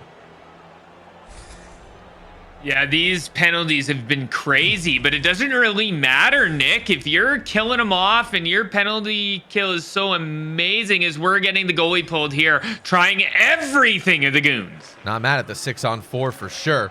They're 0 for 5 tonight with 3 shots. Little John is very disappointed. I just checked in. That's for I've never seen this before, Nick. Pulling a goalie at the 14-minute mark, but why not? You know, your life is on the line, right? I've seen it in traditional NHL where, like, I follow the Lightning, so, you know, John Cooper would pull if you're down by 3 midway through the 3rd period. Yeah, pull your goalie if you have a power play opportunity. I mean, they're just going to clear the puck anyway, so you might as well take the shot. I mean, you want your $20,000, so go after it. I'm not going to be mad at this decision. That's right. I totally agree with you. This is the stuff you have to do in game situations, the awareness we talk about, and this is what you want to see from a team that knows that things aren't looking great, but they might as well force the issue. Try to get something going for their club as they do so here. Cascatalo looking for Fincona to get to the front of the net. bMaJuH scoops it out. Let's flip back in. Jay Toro, but Eki's got it right at the zone entry point. bMaJuH flipped on, going on net, just wide. Icing your call. As why not try for it, as Frolunda loves to play that slow game, especially right now, to slow it down, get as many whistles as possible. Why not? Absolutely. As we have another update here, let's go over to Brandon while we look at these replays. Playoff updates around the league here in the later games. Yeah, Nick, we have another series maybe nearing its conclusion. The #1 seed, another perennial favorite in H-Reds, they're up 2-0 in their series. They won both games over Conquer Gaming, the 11th seed, by a score of 4-1. We're still awaiting the result of that game 3, but looks like our semifinals potentially starting to take shape here. So we'll get a few more updates here as things go on, but might be seeing our 4 teams here in the next 20 to 30 minutes as things continue to develop. As we get back to the action here, and Tegan, this quarterfinals is really starting to round out, especially with Frolunda well in the lead here in period number 3 of game 5. Yeah, we're seeing it all over the league right now, Nick. Is good stuff from quite a few teams, and we're going to get our top 4, like Brandon said, very shortly. Face off here 1, and bMaJuH's just going to slap it along. They remain with the goalie pulled. 10 minutes left here in the 3rd period. Offside. At this point, go ahead, Tegan. I was just going to say, you got to respect it. Keeping the goalie out and going this hard is very impressive. Absolutely. I was going to say, at this point, you got to keep trying, right? Like, something can happen. I've seen crazy things happen in NHL, so you never know if you don't try. And I have to really give respect for Goons, really trying to make something happen in a seemingly near impossible situation. Yeah, exactly right. They're giving it all they got, and you got to respect it. Eki trying to windmill dangle through 2 defenders, and that'll result in the power play for Frolunda. Obviously, they're not going to keep the goalie pulled in this one. You know, if they... No, I'm kidding. Yeah, you know, you're exactly right. A little bit of a penalty, a little bit of an interference call there, and I'd assume that they're going to put the tendy back between the pipes. And they do so. Once we get a view of that. Here we go. bMaJuH dancing around. And that was a good save by Fincona to track that puck brilliantly. As he's looked great through the series, just had a couple of tough goals here in game 5. 2-on-1. Trying to do it himself, Piku Rager. Shut off on the short side. Under 7 to play here in the 3rd period. Time winding down. Cascatalo up 4. For Ketsi to J Toro. And Frolunda, talk about Frolunda for a second as they round out this power play here.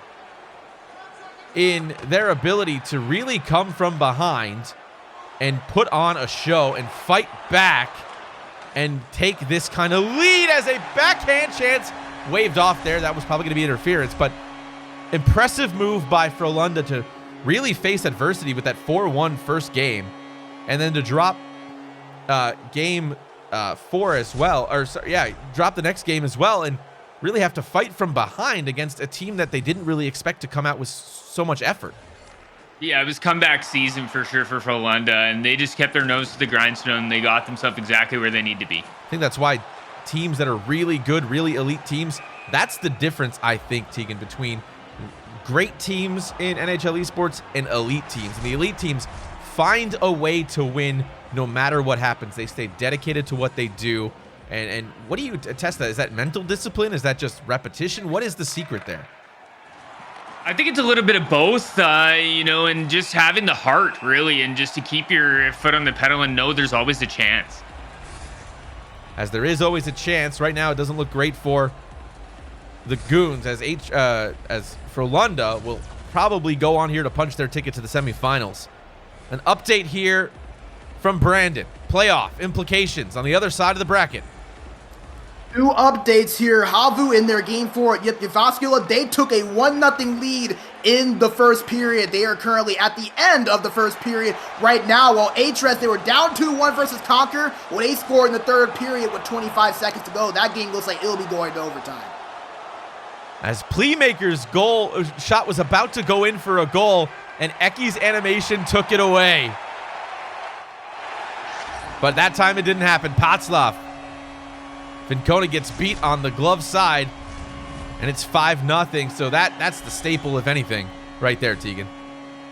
Definitely is the staple. I think it was probably done a little while ago there, Nick, but nonetheless, Frolunda is definitely going to be taking this series.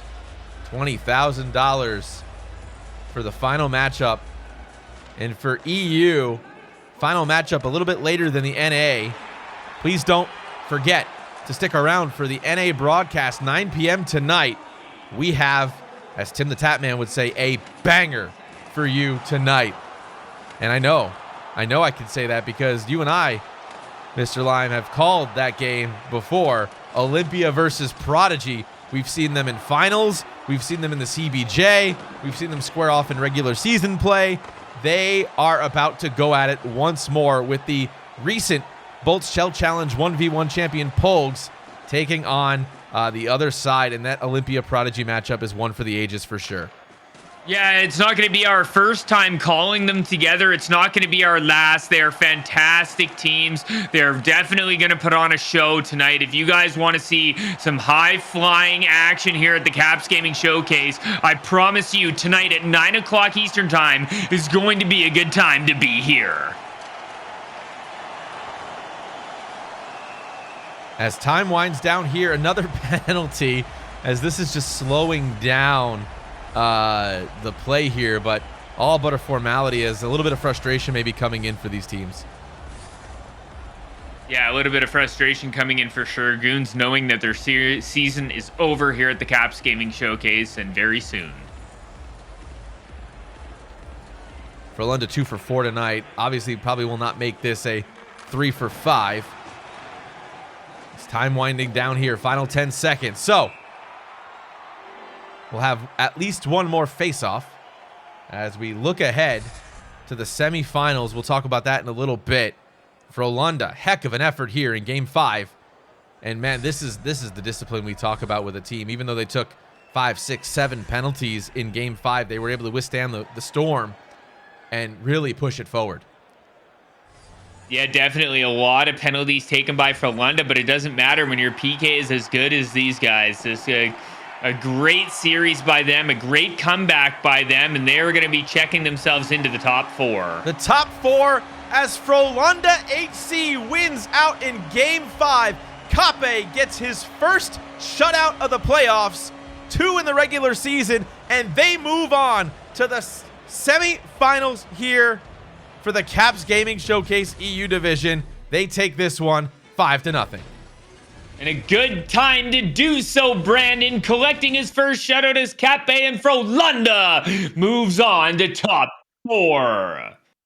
Yeah, you said it best there, Tegan. No better time to do it than in playoffs, and definitely no better time in playoffs than in a Game 5 where your season is on the line. Right. I think that really what you can chalk that one up to is just Frolunda HC doing what Frolunda HC does best. They show up in these big moments time and time again, and it's why you never doubt them. It's like a team with Tom Brady on it. You never know what can happen, but you know you do not do one thing, and that is doubt.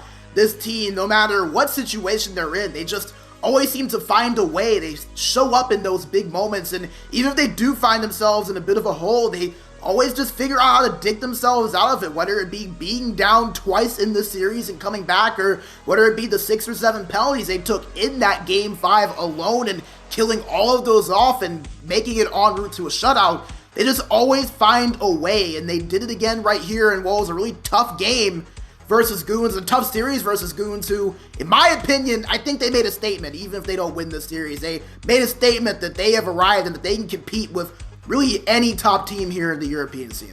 Yeah, they can compete, but Frolunda says you guys can take a zip chair back seat because we are moving on to the top 4, and you can take a seat in a zip chair as well. As I'd like to give you guys a friendly reminder that Caps Gaming Twitter, that is at Caps Gaming, you can go there to enter for a chance to win a new gaming chair courtesy of Zip Chair Gaming. We still have 2 chairs left to give away, guys, so stay tuned on Twitter as we progress through the Caps Gaming Showcase to see if you could be one of our lucky winners.